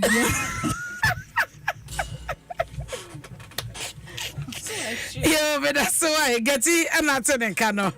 The trends and what you about na you bet was what the cowboy man said and the bus stop boys ebedim kobo has so na Musa Dankwa global info analytics and your so ebekasa na ya shade ekoso man Ghana mu amo the survey abeto abonten na survey ne be shade wom ene emu komo ebun sam do so pa eba no survey no a na ye be breaking it down Musa Dankwa ye krado ewo ha na sanso na Basto Boys wa manso aba abedru na enonti kwasi be she ha mame why na fe yenkeka enema emo mesre wa say absa abie na promo etwen wo so story no e mata ne sanso nti se adwuma bia wo ye adwuma bia wo die Afsa wode wani ebeche ho na wakwaje obesia ensi ho da fom ensisa wode betua emuye Afsa omo wo SME ya omo de Emma borro mo ewo Afsa branch bia woni account ho no ma kobie account no na che omo say wo so person story emata ntu person ne Afsa mo digwa eba ne sikadie ene eye sikasem ho totoye na ejadie no enkoso ema ho Anointed Engineering Anointed akofasio na no electric vehicles aba we no eye electric cars aba na akwa anointed na to electric car no a amount generator eka ho ti babia na bia no kita o genset wo ho a so dru baby na hye na power no ekofom a na wasan so recharge na ekonanim sa Anointed Engineering wo nano 3 EV a wodi aba no ejina ne na so pa na emusu spacious sia no nso de nkrowa na ba ti mo amoye online ye driving any ade no ukita saka ne bia wutika sembe koyie wo mo ka bebre ewo esen ho ko Anointed na ekoje ka papa na wonim se oba enkra ha sei na Anointed showroom no ewo Kwame Nkrumah Avenue Farisco traffic light ye ne glyco edienim hwe dabraka 0540 100 868 and 0243 480 334 Kumasi so ye woti yad nanim ak ekomayanka sa kwan so honoma 0243 480 334 and 0544 340 589 Zero Nano 3 EV experience a legacy of modern luxury. Zero EV go electric. Na yeshen komo na Sebasto Boys na yebo amane se ne omo ebedi enkomo enwanwa de sanse emu baako ene wo ha omo maka debi sano baby a omo nam ene bepi omodru na omo boss na kasa pemu no a ono ye the brain behind Basto Boys no ewo ha be mo ache ya nua etisen bibia wo ko na zo e nyame adu ima me bo a kojo yo na abusafo nyina ho ye obia ho ye obia ho ye papa ene na e baby say efri he ena dru he ena mokọ he Basto Boys well you free gatem ana de say ATSC classroom aye nchire okay e botan so ye ko baby aye ko ne si bedu baby obi abeti ase se asase ni wa ye ni wo nti de betimi aye de abọ ho ban bia no enya aban na enye MPP ase na NDC anaze nyina ya sem ti bebia obi a senso yiri na bi fa nko ade a malaria ba na bi che nko ade a na asem na ye kan nyina obi a wode obetimi aye nti nyina ye nhwe kwan obi a be ne de a betimi aye ayo enti ye share the brain behind eba na sena kwajoda sorry ya o se me person di initiative bi say eba na me so me di hujuma enkra na wo na sa idea no eba utimu no ye dempo na wo utumi act upon it. Okay, idea ne de enchase nyina fi asemu a me na nane aposesa ho nti asemu a yesu na okache ne say service to mankind is service to God. It is asem na shame in Christ. If service to mankind is service to God there no say it me bi ma obi a se benya hwio ye nya hwio service to mankind is service to God nti be me obi am tie pe beach eko na mdu obi a be was a rubber bag na ma polythene bag na ma say ensuo ni ma e basa nti de bia mdu anam bisa me ho say ade na metia ya de aboa nti eno ade bia me kwa na me bisa me ho ana ba say da sa ade a Mr. D ade na hu say the only reason I won't say bola be brave be good for him no because of communities are holding in mo efi e bi kran so twense nsuo to anu atam ne bola na wahwie gum enti ama enu nti suo na efi ye communities ni mu kopo nim no efi dodo na bola dodo na emu na wo nti betimi anya bibia betuma ni pa da ne ho so na be raise awareness in the communities there and e be do be bi na nsuo ne efi ekọ eponim nyina to betwa and the chance here say Basto Boys. And him say Basto so there osikani ohiani obia nim Basto. And to Basto Boys the ana him say asem na ye ka no ye nyina yasem. And him say na ko ba ya ye the chance ye di juma ye di. But why Basto Boys na anye di fufuru bia? Basto Boys because him say ho bia rura kroma kanea baby a obegina kan in the first place of contact air bus stop na nansen so do near to form abo say we do bus stop no na ball and so aboa no nti e kwa dey friend ball stop nti ze na be ya no sad dey nti easy masebio obi ne nam Ghana ha na so ho bi kura room ha obe free abekono no watimi a tron krata ka kire say e bia West Africa nyina e ne efi pa if you say ball a hold a good street so even the main Temamoto way extension ufi jolo na oba be sia komalam junction sanso na ujina achimota na okukumasi ya bia befa bia kroma no I say ye ball exhibition tini pese correct are wrongs no anya hwe kra no say mountain so no de etimi ye kama zanze nye nipa na e bagana ni nyina na rural communities ahoro nti etimi wini na honidie papa o streets ni so there then eventually no your story and as ya sema nkofo kafa ye ho say e fino so no e betumi asesa na jene no e kosen so far so good yes shall ne nipa 7 sisi am no ka say active 50 members but can nyina bo 148 and so far so good nipa ba no so say binye say omo 54 na say omo mu ni juma bi adi na eba police form soldier form nurses form midwives form teacher form painters carpenters inti we man say a collection of professionals is say obia oye edeba but aside that no any nyina so pe brevi say and I said that be say be come on things in a week yanko cry 3 times na yes so far kosen numbers no active members 15 50 and overall more be say over 100 members enti mujuma dia mudie no kosen areas ben na motumia penetrate asisi ho edeba always dey be breeze and because me kind of akobako there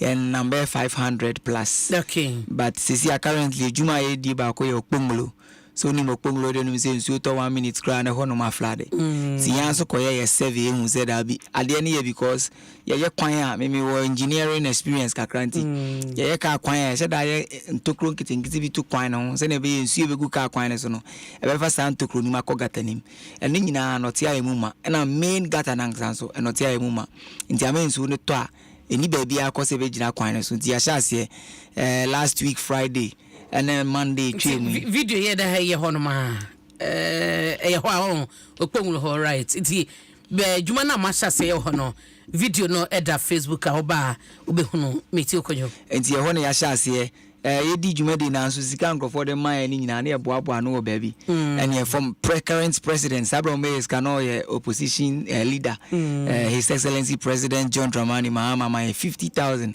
way back 2024 and he did 29,500 koto abuboya and they akano ye koto for a mini excavator before the next shatawale is on 30,000 cedis and then so count scan for the mine e boagwa bebriano amasesi ameno ka say ye timi enya ye mini excavator na ready na ka 20,000 cedis Monday no word maya and so they no be gym nti ene fence okponglo bus stop one raise 20,000 cedis na kan de count nti Monday ye besa ko okponglo won ye the mini excavator no and so akoshase e bota ene se pese ye tigate se wo ho nim nyina ne ntwe su kase ba ko nento na afi enko he se okponglo be yiri ana se e yiri a se nyiri dia na megidi se Ghana ni bia be hu se ye pese onsu yiri anu twa ana empo pese cholera malaria typhoid sa ne ma we nyina fi ye monten so ne ye kroma dia ene na enya magic ne mo se de nsa to form ye de se okay oba Facebook bus stop boys so mojuma bia o madi wo hase ya ye konti ebra wo de maya bekam ho a mo famu ye solicity for funds no ne nyina wo ha na mojuma no beka se ewie zoom live juma na kakra beboa ana ensunsunie wo no okay me say that name zoom lion details of contract but say more of identifying sports na ya cleaning ana get na like yeah more 100% more or less like awareness creation me personally me who is the NTI 68 years now so that's how can see our ahunidi ho no because ye mfa ni padodo ne room titiri ni mabunu sisi am no ka say no nyama bebre ho ma kan na nka kroma be den so be boso ebini kojo besi anase LGBT but almost said that the PPI and through social media ne media no so and then almost like a household name Ghana ni be nim saade no nti yeso pese ye sheda na dia hunidie content no gu online more anya hwe kra no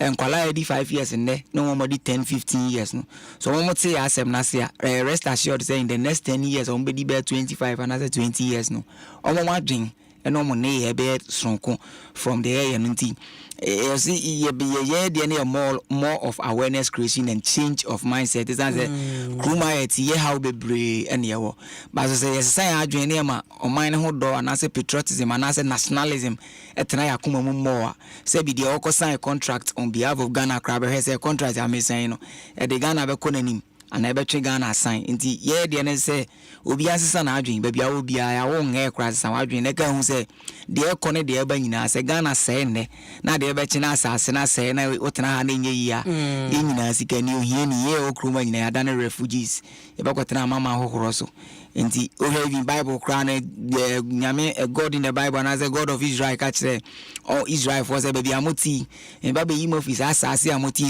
so na mo de mo asase me de mo kwa asase bia asase ne de nufunsu ayesoma me de me gidi ze nufunsu asase na Bible kan de bi ne yete so yi esan so kroma kra na udu bro e wo say bi quota so a obekọ na fifi kama nti nyame esira ya ka na say say adwen Matias enti adwuma mo ye ne round samoko gatet mu amoyi no edie na ma observe say your minor challenger emma yenya flooding bebrebe mo dwuma mo ye no de na ma sport say weni we kika ho binti na ama yadru sampempen so de ba ko ya observe party through ne not here na because ye kwan ni we a if say be the actual where friends say carriageway and be a car be fanankasa na if say be a just about 15 centimeters assuming na left and right if say be a 30 the extra space na dan chen ye nya na hwe na agya na mfuturo sa na enfuturo na ye gya na so enche pe gata ho enti futuro na se nsi obi e beto bia na ho hye not any straight open gata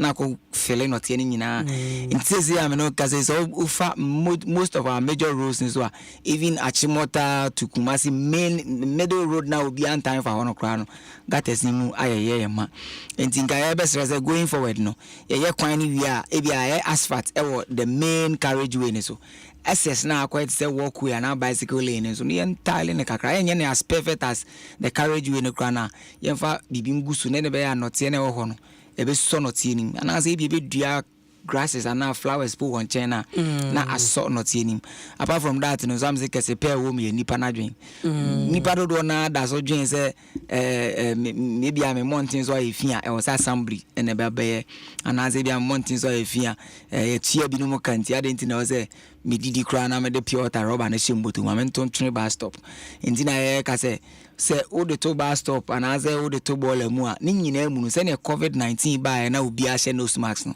saa na de bi say asase bia na enyi nipem enti za de be chi na say okponguro ayiri na wonko na mba ugita trotro be gina ugita V8 ube gina de utie bia saa bre no ube gina enti ade bia ma Ghana aye basade o say nyina ye sori waka na etime kuti azan say ade be ma ya brabo asesa na ya tese ampa yenso ye nipa ye je ni anaze ye ti abrabo mu ama ne ma koyie no e o bra Ghana na nkasa no ayeyi e ana mpempi na na me ya say mabunu dodo na no etimi tai ankrabi echi se bi de oye na use enyo ne eta na echi ni e defend ni e refi say nipa na ye defend no onson sen Ghana is the ultimate nti se nipa na ye bibi na mboa Ghana o se etimi twe ho firi no ho ni se ye Ghana fo na se ye maburu ni ye dache eni ankrankra bi anse ma wo Ghana e be yie ho na matimi atena ka mu na bibi potomia menyamoa ama menso matimi afele me Ghana ni mapa bakwadwo yenhye se wo yi ahonidie cleanliness ya wo kan a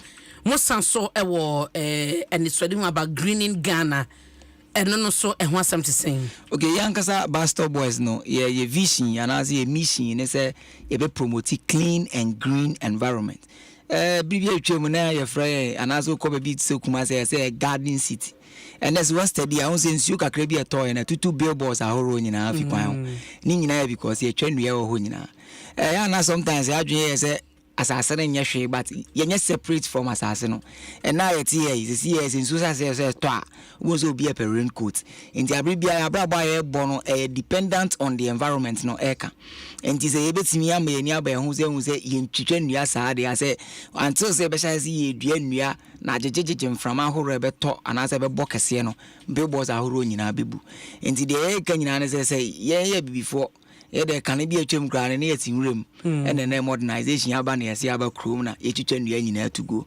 nti yɛde basically yɛtry sɛ yɛkaka yɛ ho sɛ ɛyɛ green anaasɛ nature ɛna ma yɛ mframa oxygen yɛde homi nti sɛ yɛpɛ mframa papa home de a ne hia sɛ yɛma natural plants ɛduadua some natural plants nso titiriw no nam Ghana ebi awofi moving outdoor motorway nankasa na median anaasɛ space kakra na mugya to mfimfi hɔ obedu na ball anko ana yɛ homa nti yɛ asɛm nyina ne sɛ saa mfimfi hɔ no yɛbɛtumi adua flowers yɛbɛtumi adua carpet grasses yɛbɛtumi ama hɔ nom ayɛ fɛ sɛ Rwanda is the cleanest city in Africa anya hweo ɛyɛ because ɔmo de ɔmo nsa to form wɔ kaa kwan no so ɛne no ɔteɛ no bɛtɔ hɔ anoma pra efini ba no mayi de bia de yɛfrɛ ne sɛ nna bia no ɔmo gu mmɔnten so yɛ nsiesie nti yes green nso yɛ ade ba kwa yɛ na ne nanse yɛ kra no yɛkɔyɛ ba ko military academy hɔ a yɛkɔduadua carpet grasses bi na de ade nti ɛno so yɛ ade a yɛbɔ de rope a yɛpɛ sɛ yɛde no so ɛka adwumadi ho okay mahu sɛ ɛwɔ kasa ya no wabobɔ support so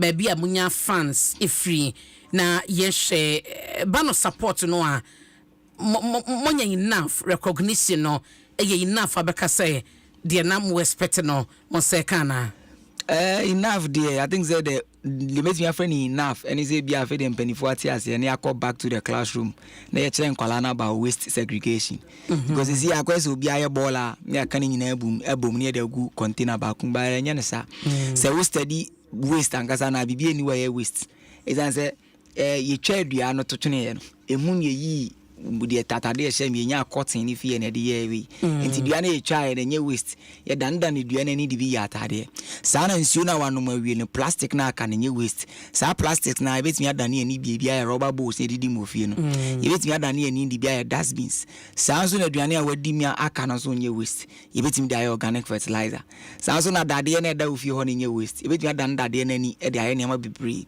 enti ze back to the classroom na e kire waste segregation na e kire nkwala se udi ne bi ka fagua yemfa rubber na aduane adi ka mbomu dia mbomu dia na enim se afi de afi na de ba store boys ehwehwe no ye hu ni se afi na eba isan se ya ma even ko bia ba bi ti se market centers na nimi so ano na o ma me se o ma me onyo ma me o ye hu fi o beti wabo unyo en amini won koko okay na ya na ngon se fast forward no na sa ma me fo na no mo boy kanensi ye ho afi no ya na me ya be bri se me come akola na sa ma me kro na o ti fi ho mo ye okay ti bi sa me se de na asesa isan se ma me ano ka kire me se fi nya na de ma me te bola ho so ye okay ma me adan enti se betimi ama education na sa kobiom na ankran ne even schools especially because when ti ameti here anazo obi o doctor ni o teacher ni bia no nimdia o de teacher ni no ye kire no enti betimi ama nkyerɛkyerɛ nso akwa mankwala na megiri se bedu baabi ne 10 years from the year ya edin komo ni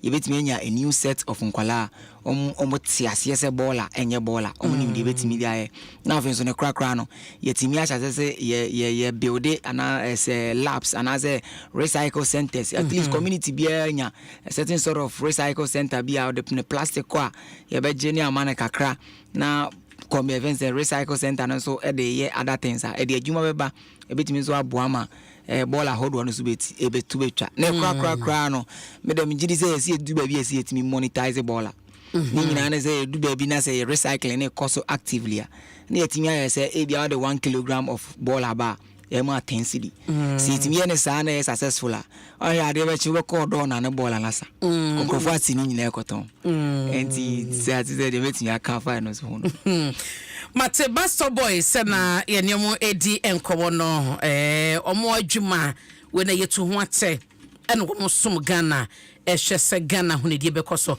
mejiri se no a ohun videos na security anopa ye bebri no a ewo ha na yetu abrante ba ko no bobo yafo no mokoto eje bola no na wodso to wogina gata ho na wo hie gum oba ba ko nso antoma twani mo ne ba ono nso ne bola waye wo fiatum se plastic rubbers ne ade wahwe agu susanye na mu fitire ya ne banso de dua epia kɔ ɛna ɛda video no ɛda Facebook no ɛyɛ dwuma mafato mo ho so amoye ohunu ye no o take ne sen mi hu ya di adwe ba mitrim nyina ne se Ghana ni Ghana ni bana adwen ya Ghana ni biem ase ni peduan na Ghana ni ba adwen pa se adwen de trim de dwen ne de na afri Ghana na adwen ne se bio bruchiri na ye nti ono se ha na onya kwan tu kwan ana onya akonya no kotena bruchiri a ne che sa afa isan se de ne be ma oba pa a efre no oba isan se yes, if you educate a woman, you educate a nation. Now, for the Obapa, now what training swato. Now, one can now buffy who by now, now, teacher or mine. I've heard the Obana tambola, which she goes to say more dequino. Now, Shabu boy had guy so now. Things were Gigi scanners or the cock, and what training swaton or digum. Then you know, the medibit me, I can say, Mrao Kruma. It's as a Public Health Act, no, section 851 Act 56 categorically say will be a two ball good mountain so and now your public places fino right here running say it me chill running your web chill and I say more them be 3 months near some boka and the company for with a video and you know money quickly no nanke de my examples na obi ahu sampa untimi ni sanse hu no say anya hwe encourage nkofo bebre mo so mo the same thing is empanifo tie dia madaroma we dey clear evidence mo form mo scapegoat and this are the na akwese change na yehwehwe no we are starving ourselves in the back. Okay, na yehwe bibi sase na se bi mo kasa djuma mo yen ewie zoom line mo se de na wo ka no e bia mo na mo vision no mo wo modie no mo so wo modie se ekoba se I was some joining them. I was said you ready to join Zoom Lion. I was volunteers, a paid business. And a Zoom Lions here waste man like a company. I don't know a paid business. It means joining working for free or brown or a business or that. I'm not but some of my support be there fine because I shall say 2023 September and I had a letter come home because I bring any and of course. Almost no me penny for my age me ache tie come on letters and come my tricycle ni rake ne sa na mani bi but bisi na ka say ni nya response to say bi I mama wana say mama nti ye the volunteers and I mission so different in the sense that obeto so letter na mo de kwan mo follow up follow up and no ka say at 2024 cries and the letter na sa ko biom and they say once they got 2 times the same letter and they are serving it twice basis Abraham no say no in changing official response be to letter no enti you know there and I answer there no specifically no and say bit me ama mabunu especially at say she Ghana na there ko bia na say yen mabunu this is your youth anthem I can say arise Ghana youth for your country the reason you can youth no because one sorry say here 20 years but now 40 was afi YMRE esanze unyi na nyama so jigu na afi wangaza wa brabo no so na style bi amanti yeah there are more of advocacy in action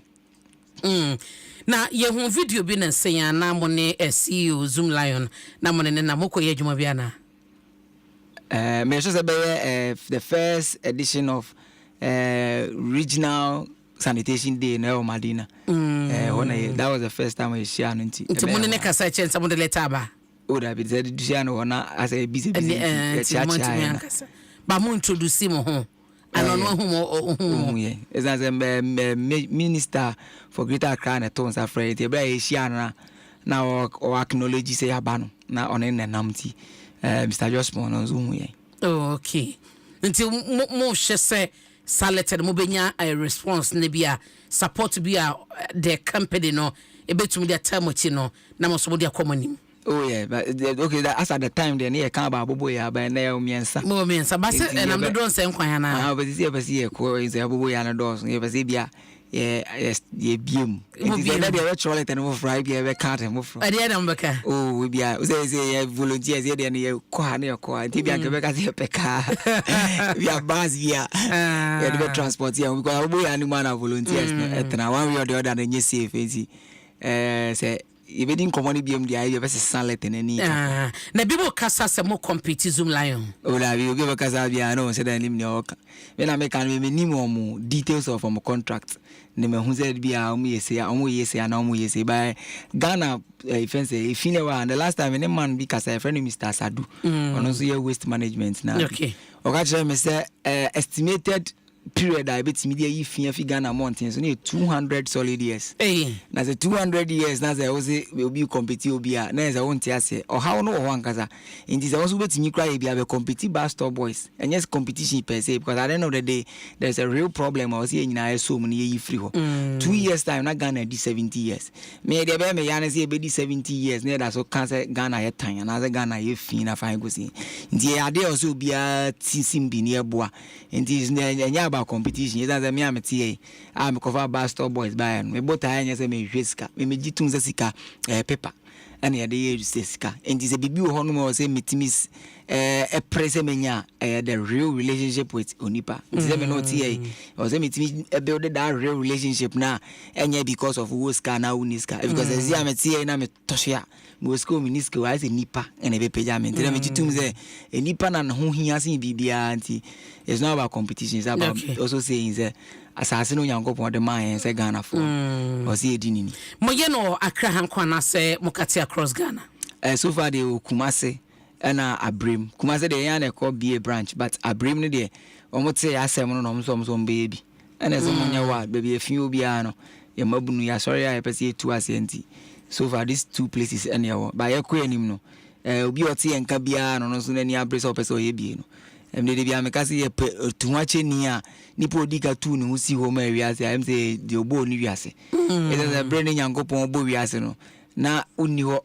ba oye se oye bibi di ache ene ne aba okay ye chele wa kwadwo ye wiane sa na mahunu mo videos me call mo site ho no mahunu mo ne yera Fredamugi John Dumelo PSC Esther ye one time ade bia mo ye ya na sa mo ne mo collaboration bia ye long term well any omo collaboration omo ye brand ambassadors for Tango Prime and the any Tango na wo collaboration in the asem when e be ko cleaner bia no omo ba ayo mate na ye wian sa de na muhia sese ye yi ebeka se Bastard boys waka bebre mohia de pa ebeboa amadwuma mu ye a contentem bobo bisuma me le hia ne de dos but kesepe wo mu ne ya adwen sakra ntie de den kebe sere ze mpanifo tie quickly no ye ma tax force for no mu check ahuni die ne nsamra ti se first tankase for no me ete nkoko krofu we se tankase ba wo na dimika apopo bibre wo den tikwa na uchichi nti omo sa ba be boa papa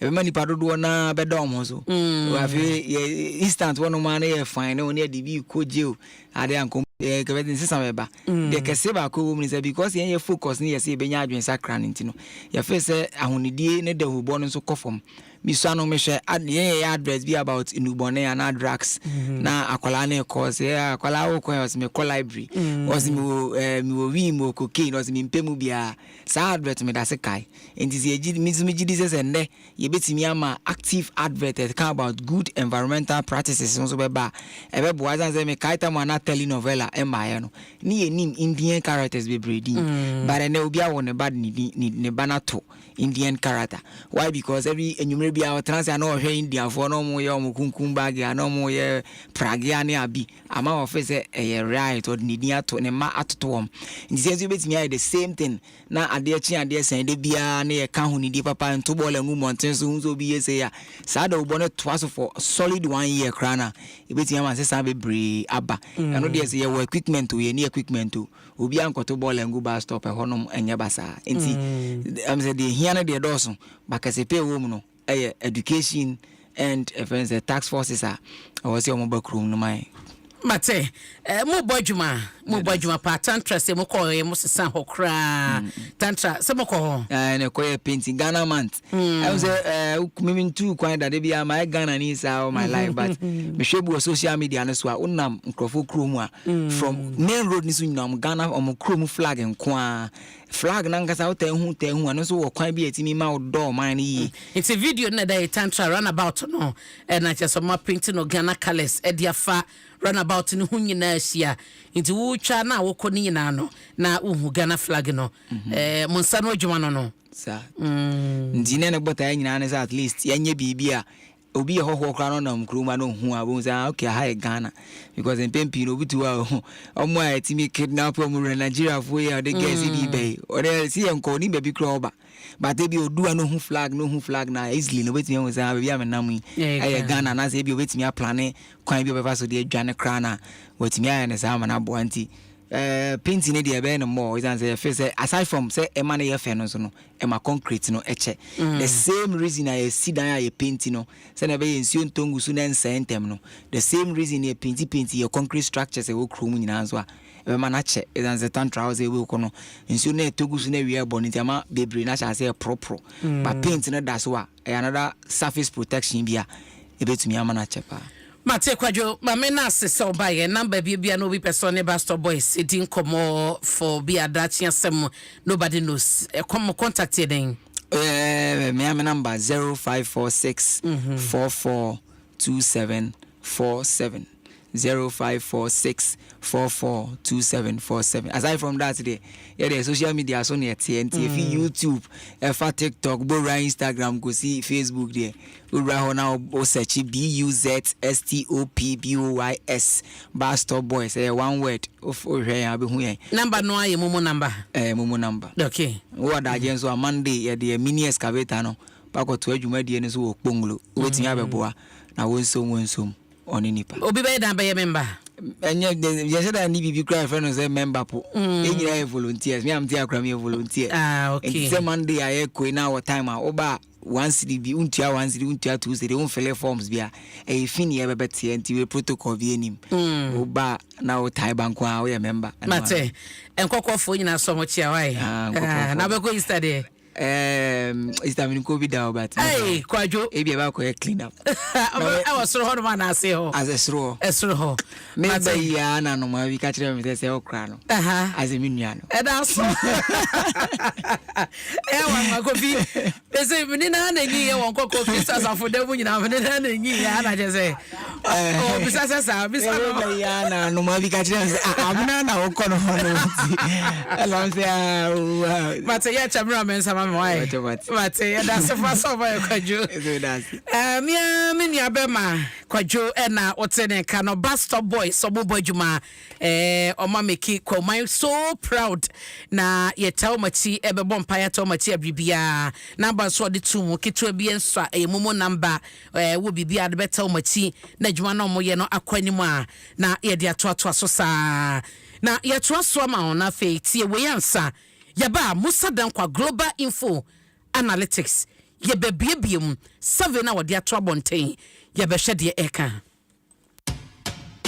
See, your rich auntie gets more from outside. Your childhood friend gets more from outside. Your favorite uncle gets more from outside. Your roommates gets more from outside. Digital solutions get more from outside. Rewards be free get more from outside. 5-star treatment get more from outside. Preferential rate get more from outside. Easy banking and no on the outside. Instant loans and no on the outside. Bank papa party and no on the outside. FTG account and get more from outside. Annie, the car upside bush now. Naka customers and pimpy why did you also? Now when Yancy who come akyɛ wɔn waso ne abɛɛfo dwumadie ho haw anu yie a ɛto ntwada na aboa ama watimi adi wudwuma titiriw a ɛda w'ani wo account wɔ Absa ne na nya nneɛma pa bebree. Your story matters. Absa. Kwawo kwawo kwawo kwawo kwawo kwawo kwawo.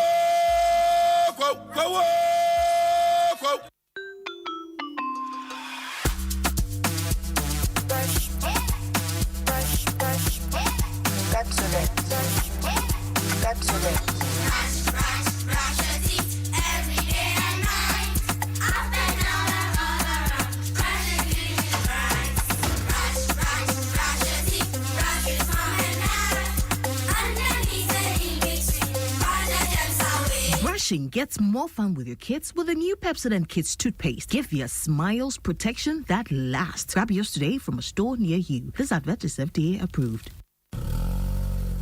Hey, Awaje, akwaba. Malaria ni chwaso. Hey, enya grow unya fever, me ti paiement.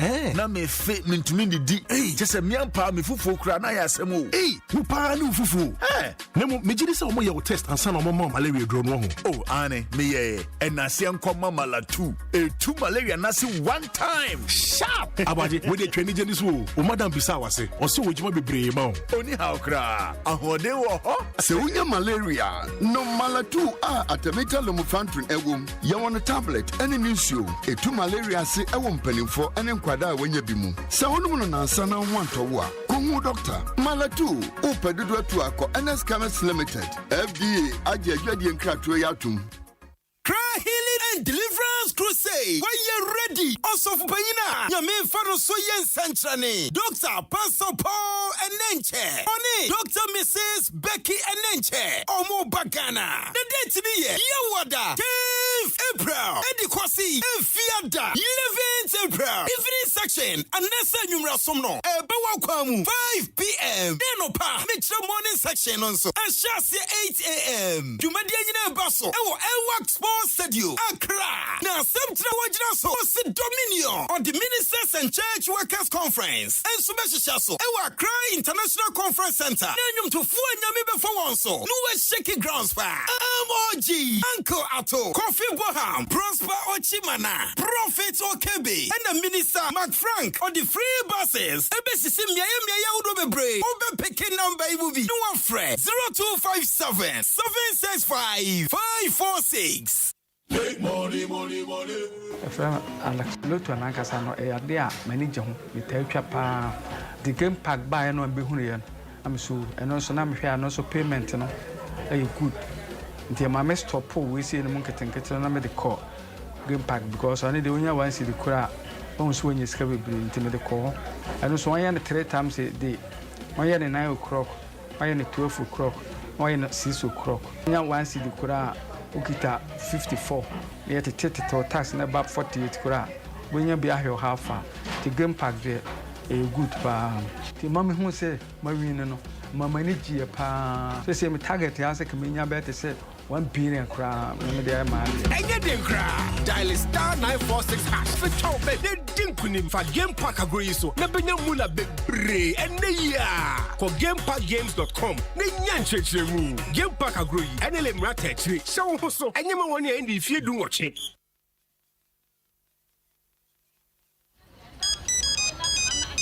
Hello. Macho, me pacho me ma Mavis Mekasano. Machi, ani Mavis ni na hwani. Pacho friend me Alfred, me free MTN. Sisia na me hu say yi sika wo wallet ni. Yeso.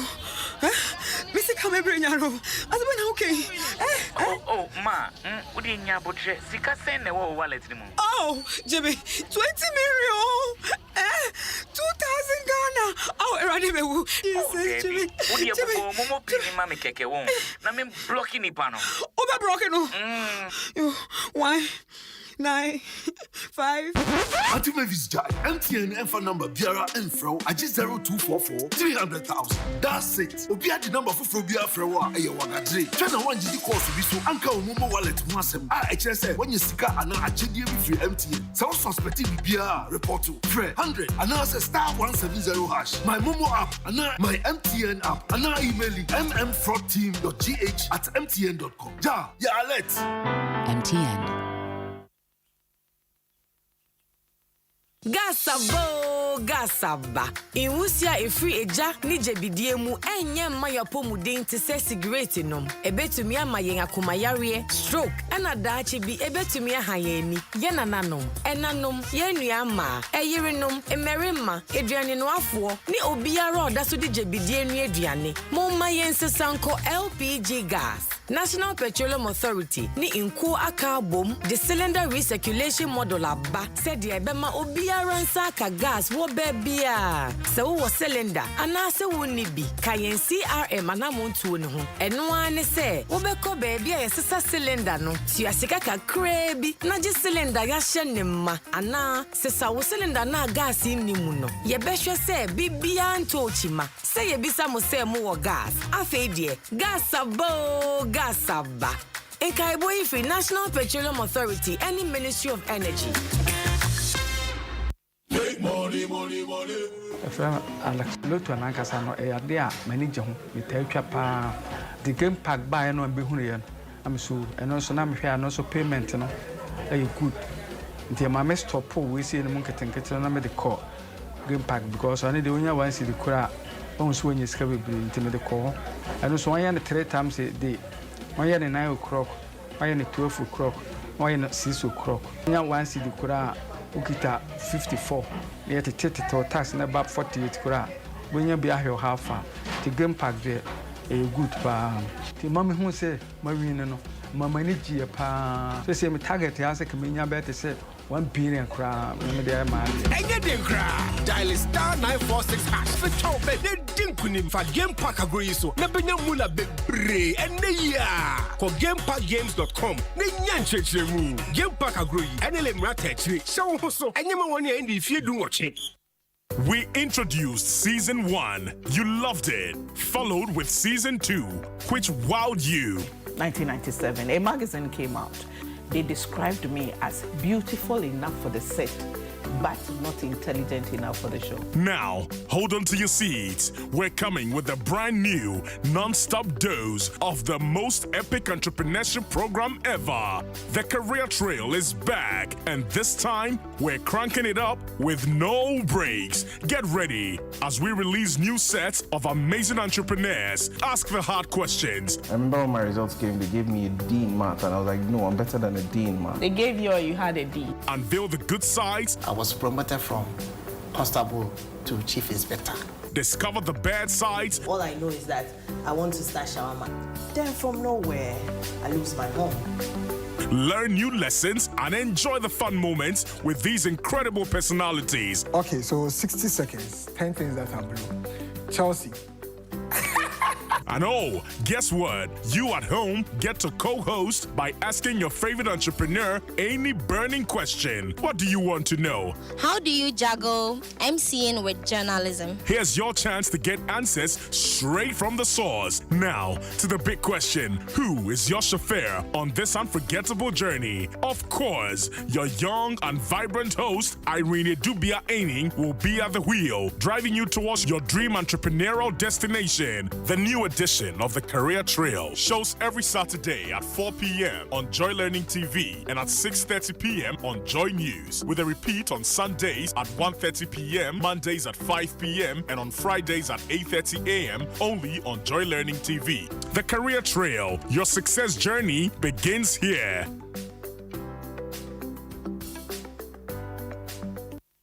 Adom FM 106.3. Only God can stop us now. 106.3 FM. Radio it's a CCM 112. Oh yeah. Radio it's a CCM 112. Oh yeah. Ebea.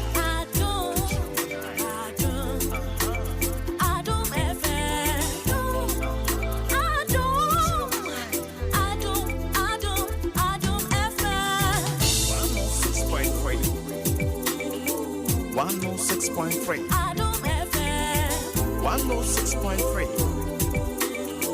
106.3. Adom FM. Adom FM. One tell you what.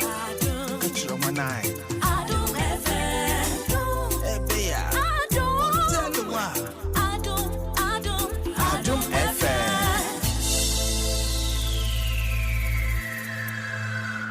Adom FM 106.3. Only God can stop us now.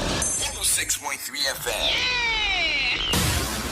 Adom FM 106.3. You're tough.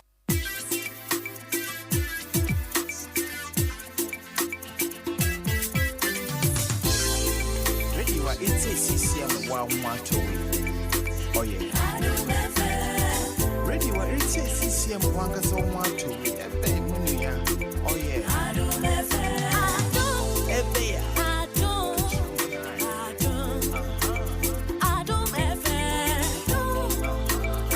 6.3. Happy birthday to Simon Tete. Mampong lower menya krobo mansini mu ene eye wawoda Simon tete huno nyame onyo kese pa wakoma so ade nyinara ene woni sodi huno bade ema no emremu ama wunyine emenya 106.3 years wa mama no Stella and Bridget yomu nyina won kran ene mo wish you happy birthday no Ora Simon tete huno have a blessed joyous day. Happy birthday to Mrs. Rita Adubuaten, business executive, marketing and customer experience. Old Mutual Ghana, Honadu Juma, Nyamigo Shapa, na onyo kese wakoma so ade, empa bi abon kukum no Mrs. Rita Adubuaten, obadi ntie, na onye so juma emma na we efi wa wura ora boaten, ene nkwada ni nyina nchen, eno mo wish you happy birthday no, have a glorious day, enkwatenten apomode papa, obadi emma wo enye enshira, Mrs. Rita Adubuaten wura, osio pa, happy birthday to you. Happy birthday to my stepmother, Mrs. Evelyn Nyakwa Badu, ene na woda, Mrs. Nyakwa Badu, nyamenyo kese na omawiyedie ene enkwatenten. Woye juma ewo Societe General Bank, La Paz, Nyamecha branch, yedie ne enkwatenten 106.3 years. Enda womani nyina wamosre Edema Linda Sewa Edna ena Junior ene ora Jonathan Badu eno mo show a happy birthday Mrs. Evelyn Nyakwa Badu. Enjoy your day today.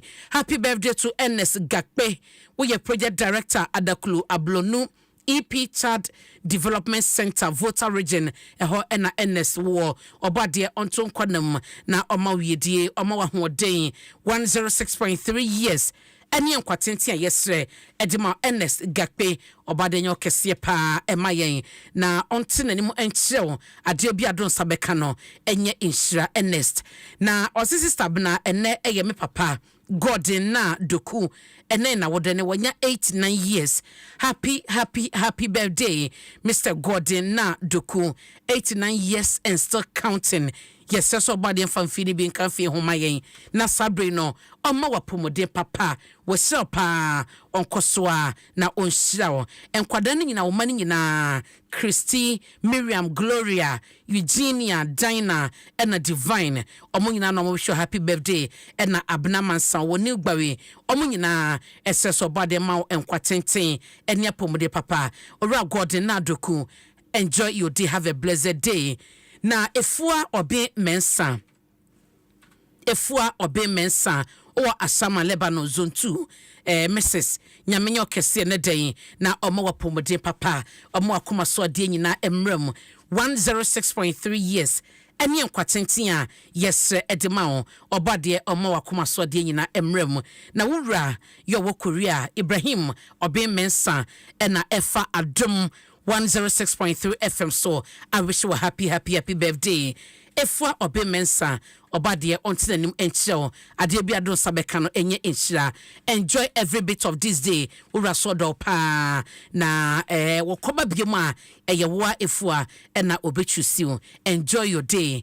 Happy birthday to Danielo Nyamecha Mensa owo Heroin International School Teshi East Airport eho ena wo o mame Gloria Eunice Mensa ena wish you happy birthday no baby boy yedie ene enkwatenten botai bi obade de obedua sasi so obade ono anyeje otata omo ho ban na oncheche wakwan na ebra na sabotaye no ebeye so dwuma pepepe oma wosoma enhyren beye ni patite Ghana ene wabusuem Danielo Nyameche Mensa mommy eso do pa abusueni nyina so modon anti ahwene ya me wo hayi mesome do pa Danielo nyame enyo kese emayen na onto wonkwanam na yewie Master P ese memfa birthday we entum na nana ajiman boache yadodo na efel ajingo owo North Kanesi happy birthday to you nana onyame onhyira wo na onyo kese ema wapomode papa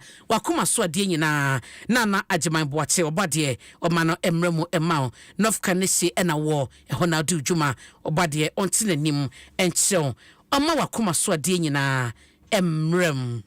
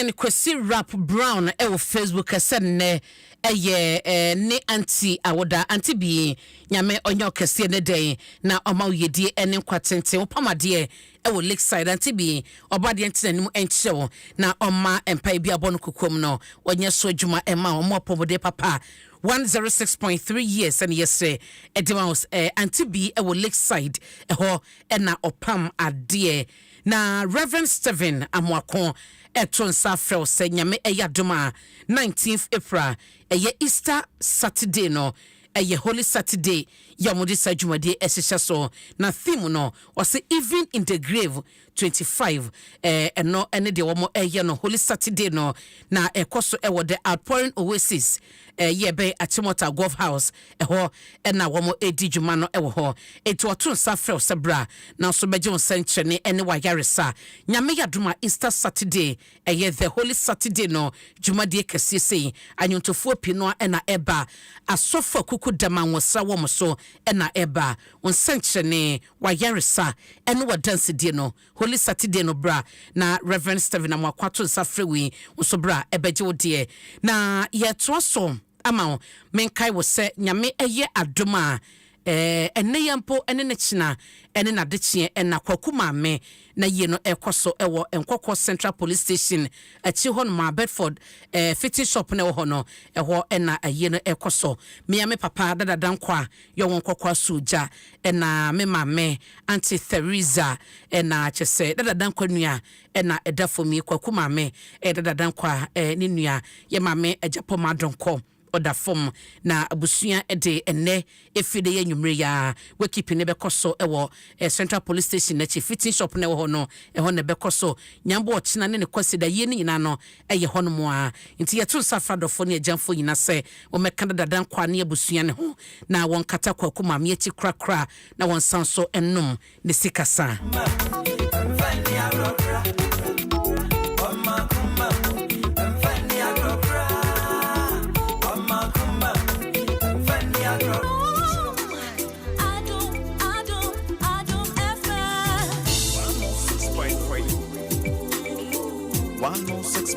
Adom FM 106.3 106.3 Adom FM Adom one tell you what catch your manai Adom FM Ebea one tell you what Adom FM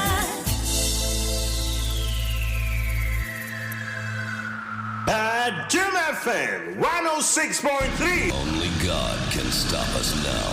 106.3 FM. Adom FM 106.3. Only God can stop us now. 106.3 FM.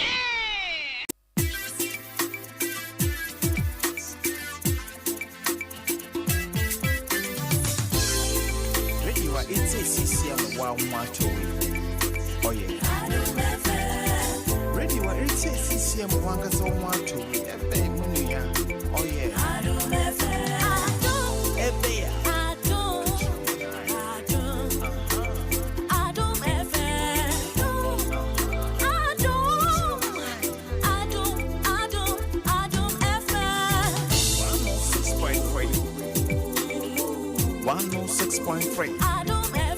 Yedimun komo Musa Martin Meje so mewura that is saying Yami adum odache e do body na say you to abawie ye what din na dia bebom yi say me passem won passem o and you better over open ho asema na no mutuma basa matumi but I feel Yami adum is better now better and I was Sunday betumiti eno say ye twenwana eno so but it is well yes ebre no continue ye monototo no a ye be sase ewo the angler o chese woni party for no ekasa ye fifth ye MPP for some na mekan 57% of MPP supporters prefer Baumia to run for 2028 and what ye Kennedy Japan yo mo makeka etwa so ediempo na mfa ne say influences are saving.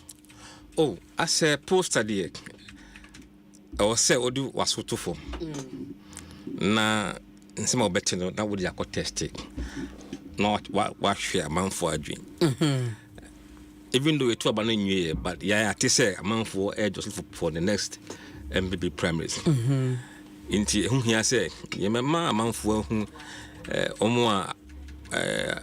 a man for dream say, Nanka only the MPP inke ebeye or a yes only the MPP. We no boa ama omwa eja ebia na odwen se oba we bomodin hu se enkoyi na ententem no aja na wa hwe we fa se obekọ hawo obekọ hawo ebinu so de obekọ because person we odin ho to draw for the next primary, so they will still go, but providing a bit of early indication say saying a man for a drink, it doesn't mean say things may change along the line, but at least a man with some early indication. And yes, okay, it is all Kasa MPP supporters and Amoniomo Kasaya a more 57% is say Omope Dr. Baumia most selective almost saying how did you go about That's where I want to even come.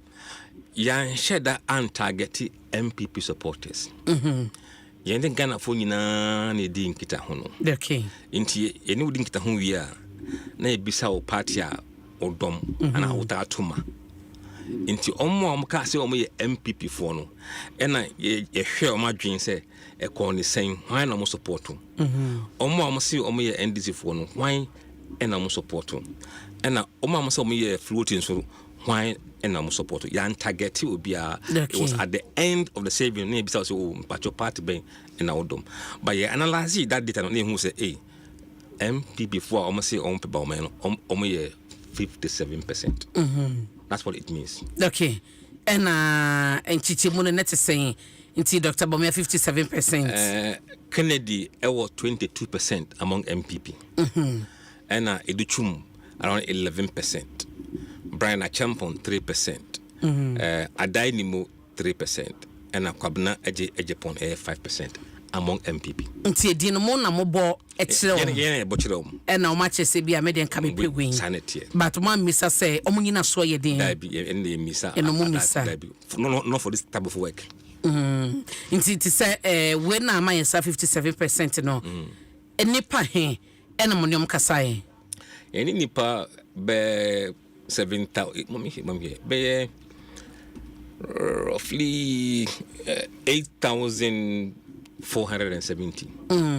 Ghana hanyina eliundi kudu.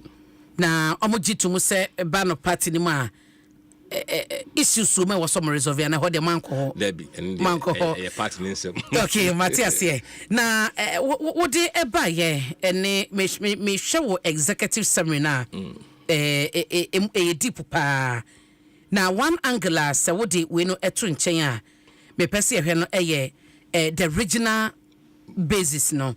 And as a regional balance ne interview some no regions no for ye ekwo ehonim kakra.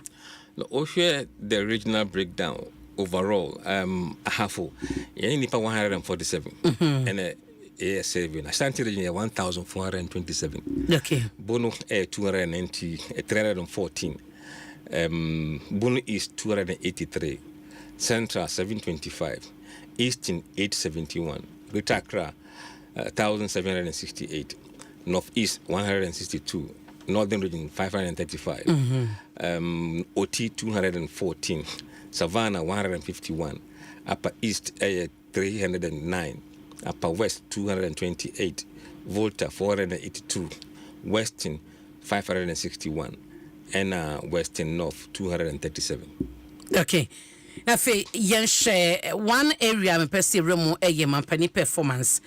Na according to the American kind you know 66% of oma bonyomo kasa ye no etese mampani adwuma na oye no ase omo hunu se koyi omo ebo na baso 23% so chese omo ncheda hunu ne performance no eni so 11% say omo de omo hunu hwe na dodo na no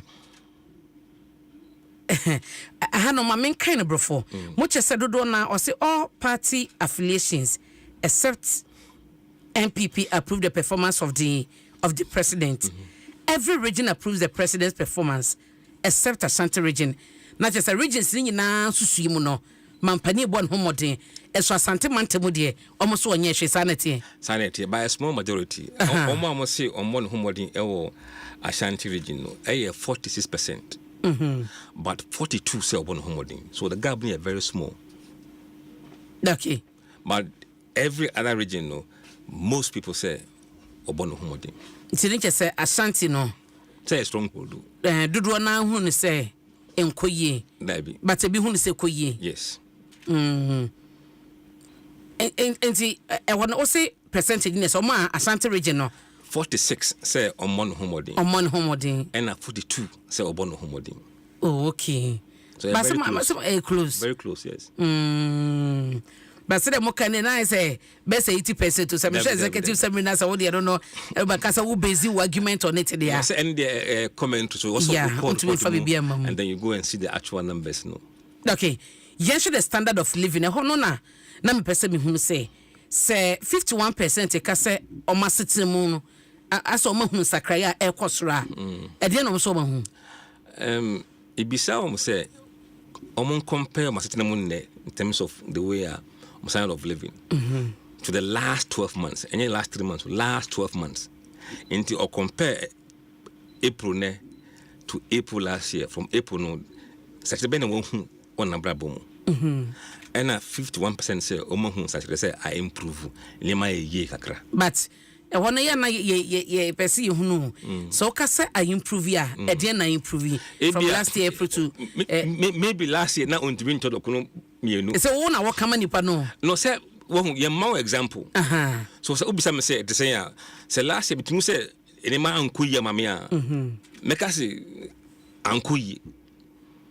Because the way business na last year on to win to and now to me to there has been an improvement. Ibu last time na on to win to eduane 3 times a day. No, so maybe 2 011 and this time not me 111. So that's an improvement in the standard of living. And no we share wow wasitina we did demu we kono ba economy at the same amount. Last 12 months not the same. Oh, yeah, we can compare this to maybe 2023. When we say that number is very worse because that time the economy is very hard. So every year now economy is improving. That number is improve. When it links to the economic performance of the country, so you see that improvement. Obibi say enye too early sa severe odiaba, especially sawoko MPP side ho. Or share for standard of living, at least I know crowd what they compare last year, the last 12 months to make us a period womb. Obi awako election 2024, last 3 months ya and our performance ya kulusi. Na ye na no service as a one amodekwa. From now to 2028, in America, on be some say 2028, on my Vance and I'm Kamala Harris. They're asking it. Why Vance? And not say a question. Yeah. So at every point in time, people will have a view. And as time goes on, the view may change. But you want to know, say, from the beginning, now what him, I feel what him. And that's the problem we have in this country. Probably most of us in Africa here. We don't care to know what the numbers are from the beginning. So when you say 22 and then now 6 months, we got 34, we say one improvement, and I'm a so 24 na a back na 14 now. But we say why then? Adom. So you must know the baseline. Where your baseline? I beg guide you be say, hey, 3 months of the elections. No, am I making progress or not? But I'm for a campaign, and now I'm on a campaign. People are already campaigning to be running flag bearers in 2026. Well, I've told them to stop because that's life. People will plan their future from day one. So it is natural. We just have to accept the reality. Say, look, we yet then people will do this. And once they are doing it as poster, we want to gauge the sentiment of the people.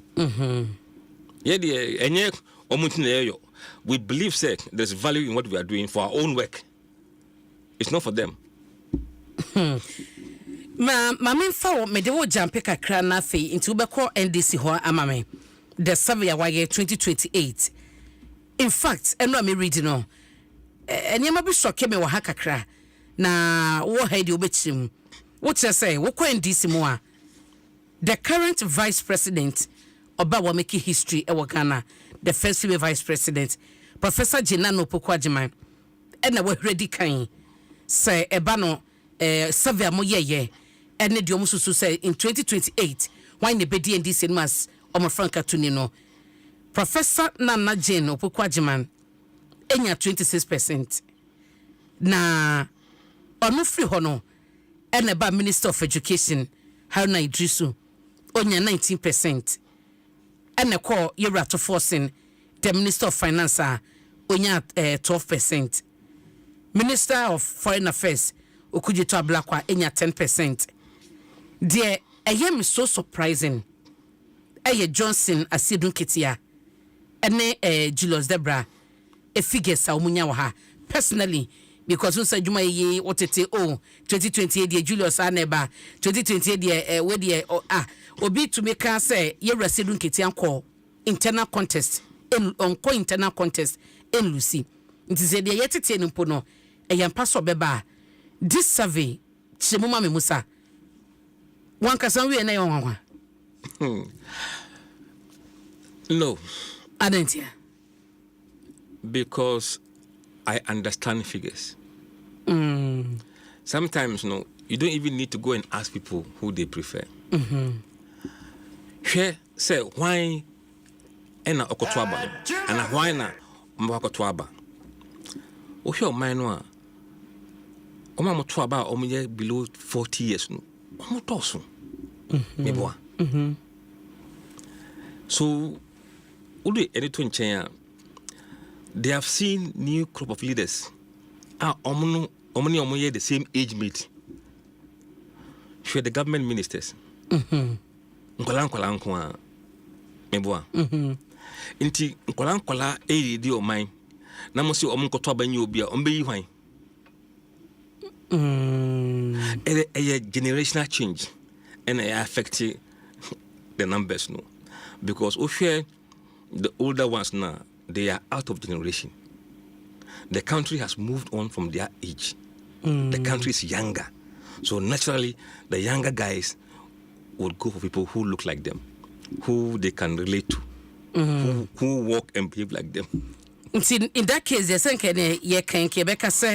the likes of Haruna Idrisu, Okudzeto Ablakwa, one beam to forcing cause more LED, but Professor Jena na LED omuna, but she's not on your youth main cancer. Okay, Ophia numbers now, she's not miles ahead. So on a constituent 26 against 19% to pay the survey. It's not a big margin. But one Amoka say even 1% to cry is a huge margin. No, I'm just making a point, sir. We are beginning. Okay. What would happen if we in a free more? Because we are hearing say she has no interest in going. That's what we are hearing.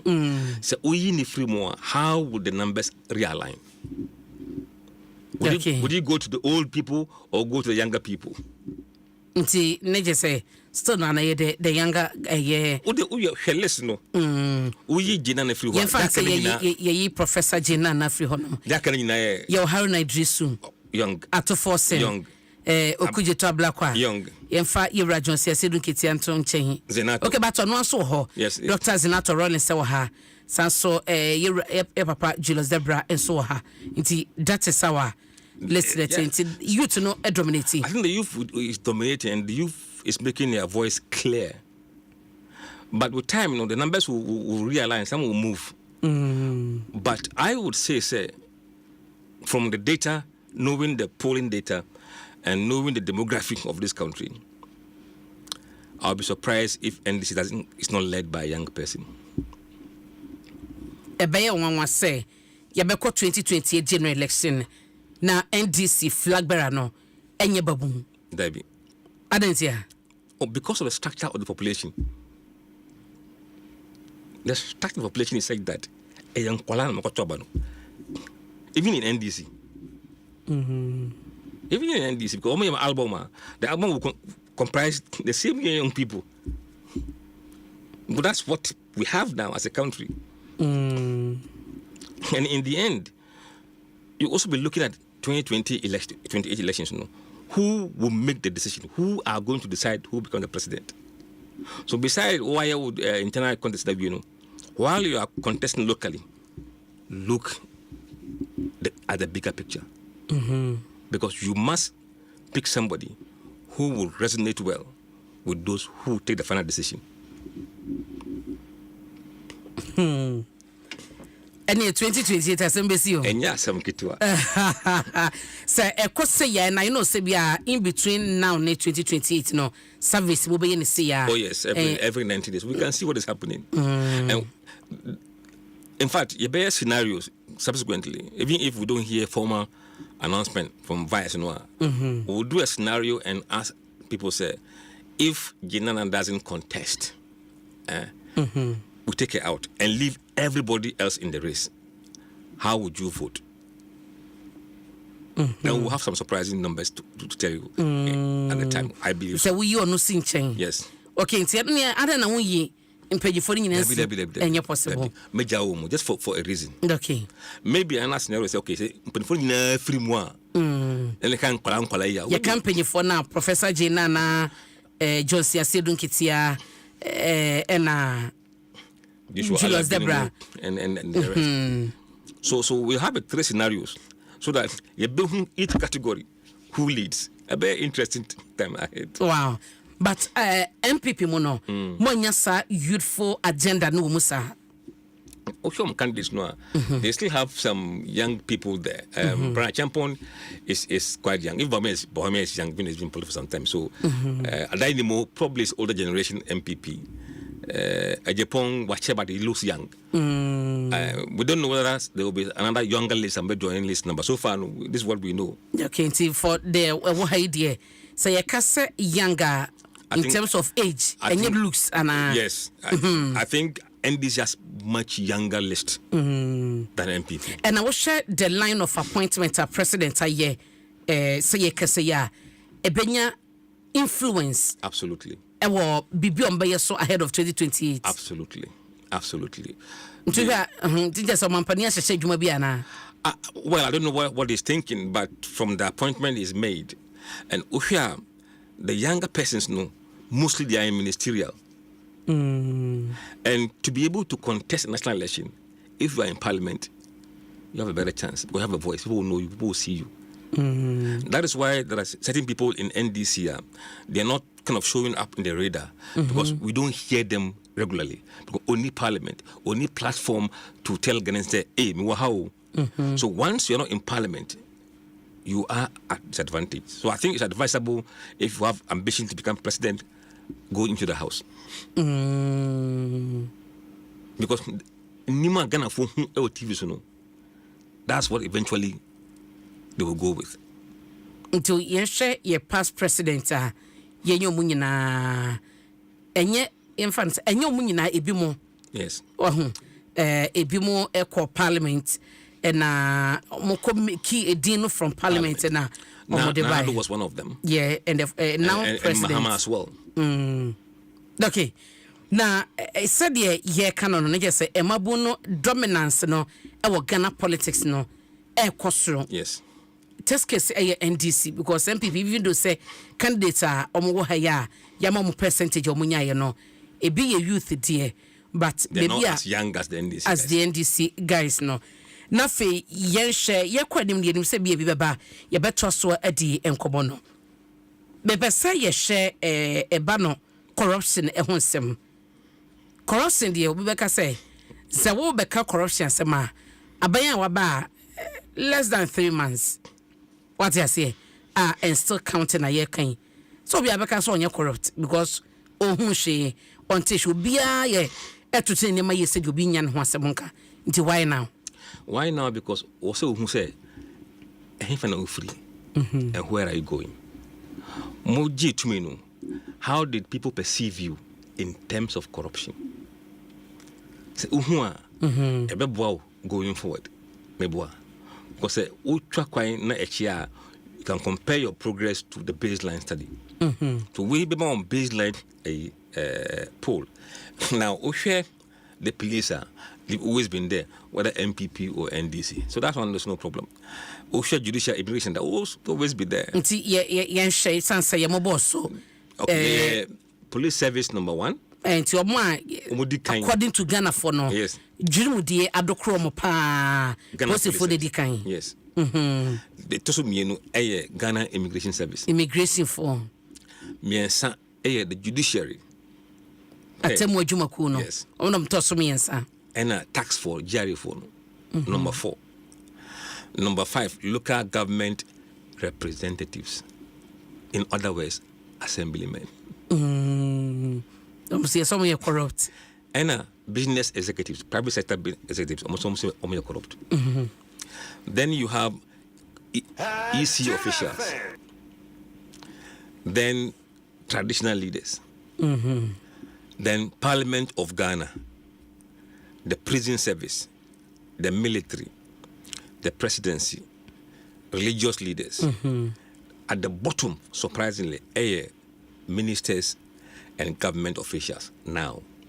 But I don't know, we are surprised. Yes. I don't hear.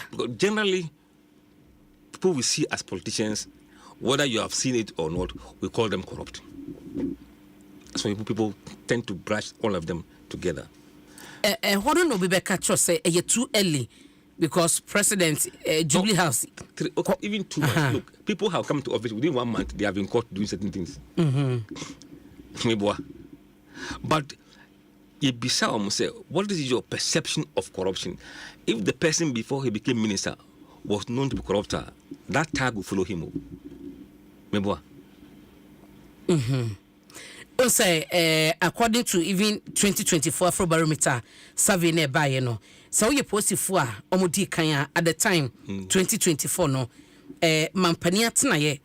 Number 2. And number 2. Yes. Because now they've been in government for 4 good years. Yes. I get back about it is some about allegations upon allegations are baby now work to be able to improve say evidence in ye, but the perception is a presidency corrupt.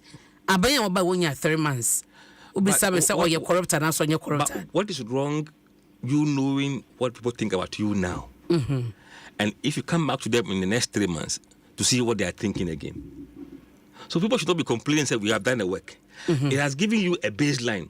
What they think about you now. Ukova bioma na oya corrupta, you should say you have gone from the lowest to the top. So you know the effect of what the 3 months has been. Data. More data doesn't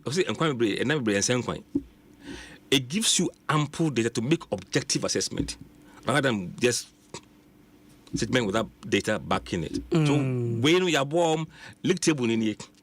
3 months, you banner what was wrong. You don't say things have gone bad. Okay. Adom 106.3, Dwaso Nsem Jumadie, and now with Global Info Analytics. Woman krata what ya babont when they survey ya wo maye after see to about di kanya omodia betumnie na ye bubu mu a de ema wono na eba no institutions no a eya mo bisa because when your first time a police for tope Ghana force di enti na want to menya police for ema mo huntom a corruption survey bia police for ne di kan. Okay. Severe Ibisa say, in fact, yes, say a bobo institution be natural. The botcherewa, my score 1 to 10. So, be a official say, or a corrupt panel, money 10. So, officially say, oh, dear, open corrupt money 1. So, a long spectrum. Oh, police for the I'm 10. And I'm 7. No, I'm 6. Not necessarily because my police bribe though. They be or to take or who say or be a one situation bottom. Okay. All those things count to frame the perception about the police. And as I'm too, I said they almost yell. It counts towards the perception of being corrupt. Immigration. I don't know how many Ghanaians actually encounter immigration, but they are still coming up high. because omotete ahe ina tu kwan we share immigration wajini bibi, but the perception is out there say almost omoyo. Why am I obiska a presidency da? So ebia omoti so they frame a mind say sa na ekoso, and I say bibi koso as a president now you don't take action now on because also eja also can, so they can't kind of brush you with the same brush. So oti institution dia also we dey am say omoye mama manu too untimi ka so onye grand simple entirely clean the mama too. How often do you hear the armed forces not regularly okay mama manu one? So they have that kind of experience and feeling, not directing every institution. But for this step, for this survey, for the presidency and the ministers who are politicians and parliamentarians, they have formed opinion based on what they know of the president, maybe what he's currently doing in fighting corruption, whether they have known or come to hear anything about his ministers or his appointees about corruption, and even the parliament. It has changed so much that maybe those they perceive to be not good, so that perception will feed into the new parliament. That's why the parliament has improved in terms of those who think they are corrupt. But we have time ahead of us. Everyone. They will hear us. Na fei ma yenko galamse ensemu na yenhye diaba after swearing in a course January 7 reports about yedin komo ha bebri no a but the other be ni kire say Ghana fo bi ehunu ne say mampani ase obod homoden kakra. Yeah, overall no. About 38% say galamse akofo. But 10% say there be a cost. But the difference in say net of 28% say I improve I ye kakra chen first. That's Ghana for you now. But Ocean omo to galamse or regions no a bit different from the national outlook. Okay, and not saying omo to galamse no 28% say I improve. 28% say I improve. Galamse areas nankasa no. Okay. But 25% say there be agency. So the net increase no or net improvement only 3% pay. So overall no what you say a man for GD say even though I improve but any ahibia in the mining areas. Okay. Almost no doing more objective than only mining areas because we be a to go there on area hard. A cost of behu, a coffin of behu. But me am think high. A less TV report and I say official media report being be. Yeah. And I say if I go to my hometown, they me say hey me buy now more to me and so I have it more to 9. Then I can say no Hamse agency more. So the views of Oma Motihono are more important than Oma Omontigalam say. What's ahaya or say ubisa say whether galamse a western say asay kura anase saying after someone penny mahama ebaye 10% NHS a western just say a ginsem 38% say I improve into I improve hono na just saying till hono a coffin the galamse coffin mutuno number na coffin. And now 44% say ejina babi ejina. Sanity. Okay. Tinicha say ejina babi ejina no wasoro. Aso mu improvement bia. Means nothing has changed. Bibi ansesan he. Na eno assessment no. Obeka say eye de omo hunu e wo TV so. Says even though say areas na kasa na YouTube no omo eka ho asem but reported no to talk more of perception anameboa. Yes, until we share the national numbers no. Any a mix of perception and reality. But the money areas no are reality. Okay. And in this case no, or say with the money areas no, a year you chain money ho. But then if you can say you don't dispute. But yesha age bracket monyomo edi jumai omo ye omo a omo tumi decide omo to aba enimu de ekosom omo eno mkasa nyina they have to be 18 years and above. In fact, even if they're not 18, normally 16 and now, we can still talk to them because by the time I'm talking about nobody 18. So, you see, that's one thing we do. Omo need 18, who are they supporting? So, do 18 years, and you need to think ahead. We can even start interviewing people who are 15 years old today. Because by 2028, omo 18. So, and then or 15 or you can track the movement or the views of people who are yet to be on the register. And then someone say who support among that age group, what would you do? Obe ensure say more young people are registered. When they do, they will vote for you. Yensha say Omano echo the right direction and I said the wrong direction. Me share her in 2024. Na Ghana Phobi Susu say 31% of Ghanaians and na ehun so man ko the right direction. April 2025 62% ewo gidi ni so man no ba bi na mo no ne kwan so a na enam ho no ye share any wrong direction ni omo so mo de omo ni sheka no keka bom na me hwe. I mean, purely driven by change of leadership. Because gidi say they will do anything. And I'm driving a question or because Jojo you say a bedroom, but the only GD on the driver it affects your perception about where you are going. So I think about society, people have felt say now the country can turn a corner and go into different direction. And from the figures because now 62% say right direction. Almost wrong direction 26. But in the year before, right for normally 31 and I wrong 62, which is quite high. And there has been a complete shift in people's perception about where we're headed as a country. Okay. Ehonano, my share regional breakdown. No. I said, depending on the region and the stronghold of the political party, and no much say ekoye, emkoye, the entire mechanism. So we share Infa Eastern region and Shasia. Almost so many opinion 30% Eastern region.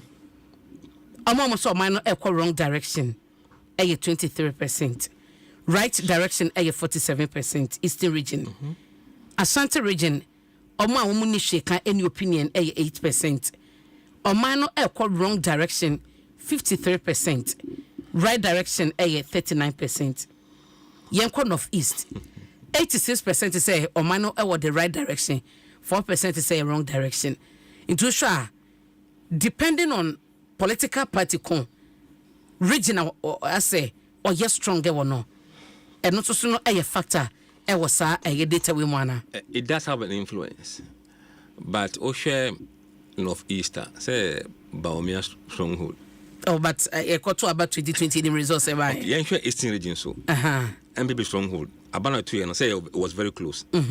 But I know 47% say right direction. So there are more people in Eastern today saying say baby or mine namno kwan papa so chain or man say kwan boni so. So largely across every region except Ashanti region and 53% wrong direction and 39% right direction.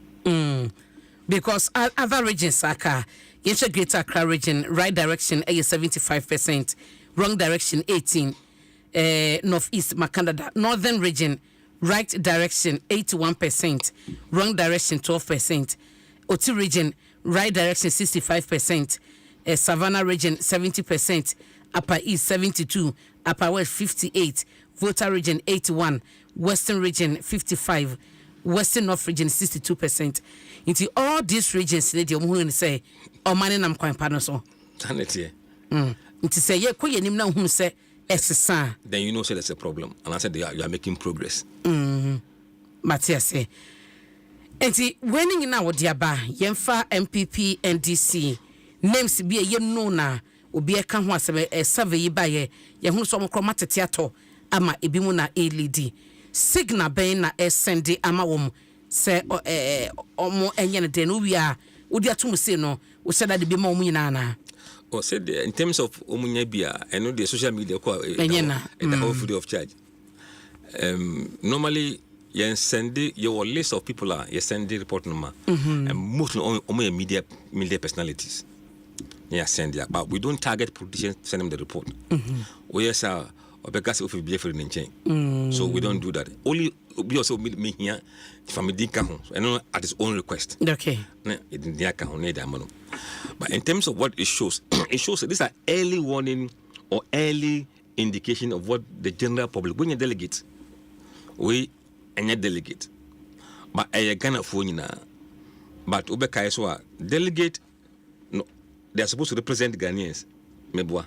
So we are MPP delegate or say only MPP for doing a baku. We are NDC delegate, so only NDC for to my NDC no a baku. It's not my you baku say. So your views must reflect that of the party's general broad view. So everybody say those who see say or more chances no, they will do their work well. Or more chances say with you too hard to win. They will begin to say Misika. And that's one thing opinion poll does. It enables you to decide to invest or not to invest. So you go and invest based on some social media hype. And it will be very sad to say you saw data and you didn't utilize it. So they should use the data to really inform them of what next they should do. And so we are front end as well. It doesn't mean say you're gonna be there. You must continue to do what you are doing right to keep your name in the good books of people. Mess up, they will drop you like a fly. Now, message be had or say a friend of Dollar Darren Smith or say this man has an agenda. He wants MPP to continue to stay in opposition. I mean, they've said that several times. Your agenda. I mean, but now not the per 7 now what they are who say yeah posters. Whether they like it or not, they won't tell us how we do our work. And omunti jumano. This job is done by the company for its own good, and I share be my amount for. Those who don't want to listen to it, they can just put it in the bin. Because you can't family say omunya family produce.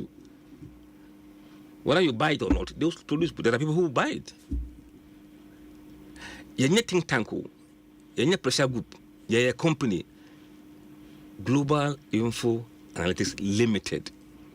That's what we are. No. They're gonna for Bekana. Absolutely. See, some people be the Ghana for car. You wait and see the end. And then you see, oh, kind of mind you. It be a see now. It be a see. Oh, say, oh, Grumuha. I didn't buy. Oh, Miss what they were bought them. What this is our NDC for or agenda against wine. See, there be Muntio. Look, our predictions from the regional levels, national level, regional to constituency level, over 90% came through. Especially if you have parliamentary numbers no.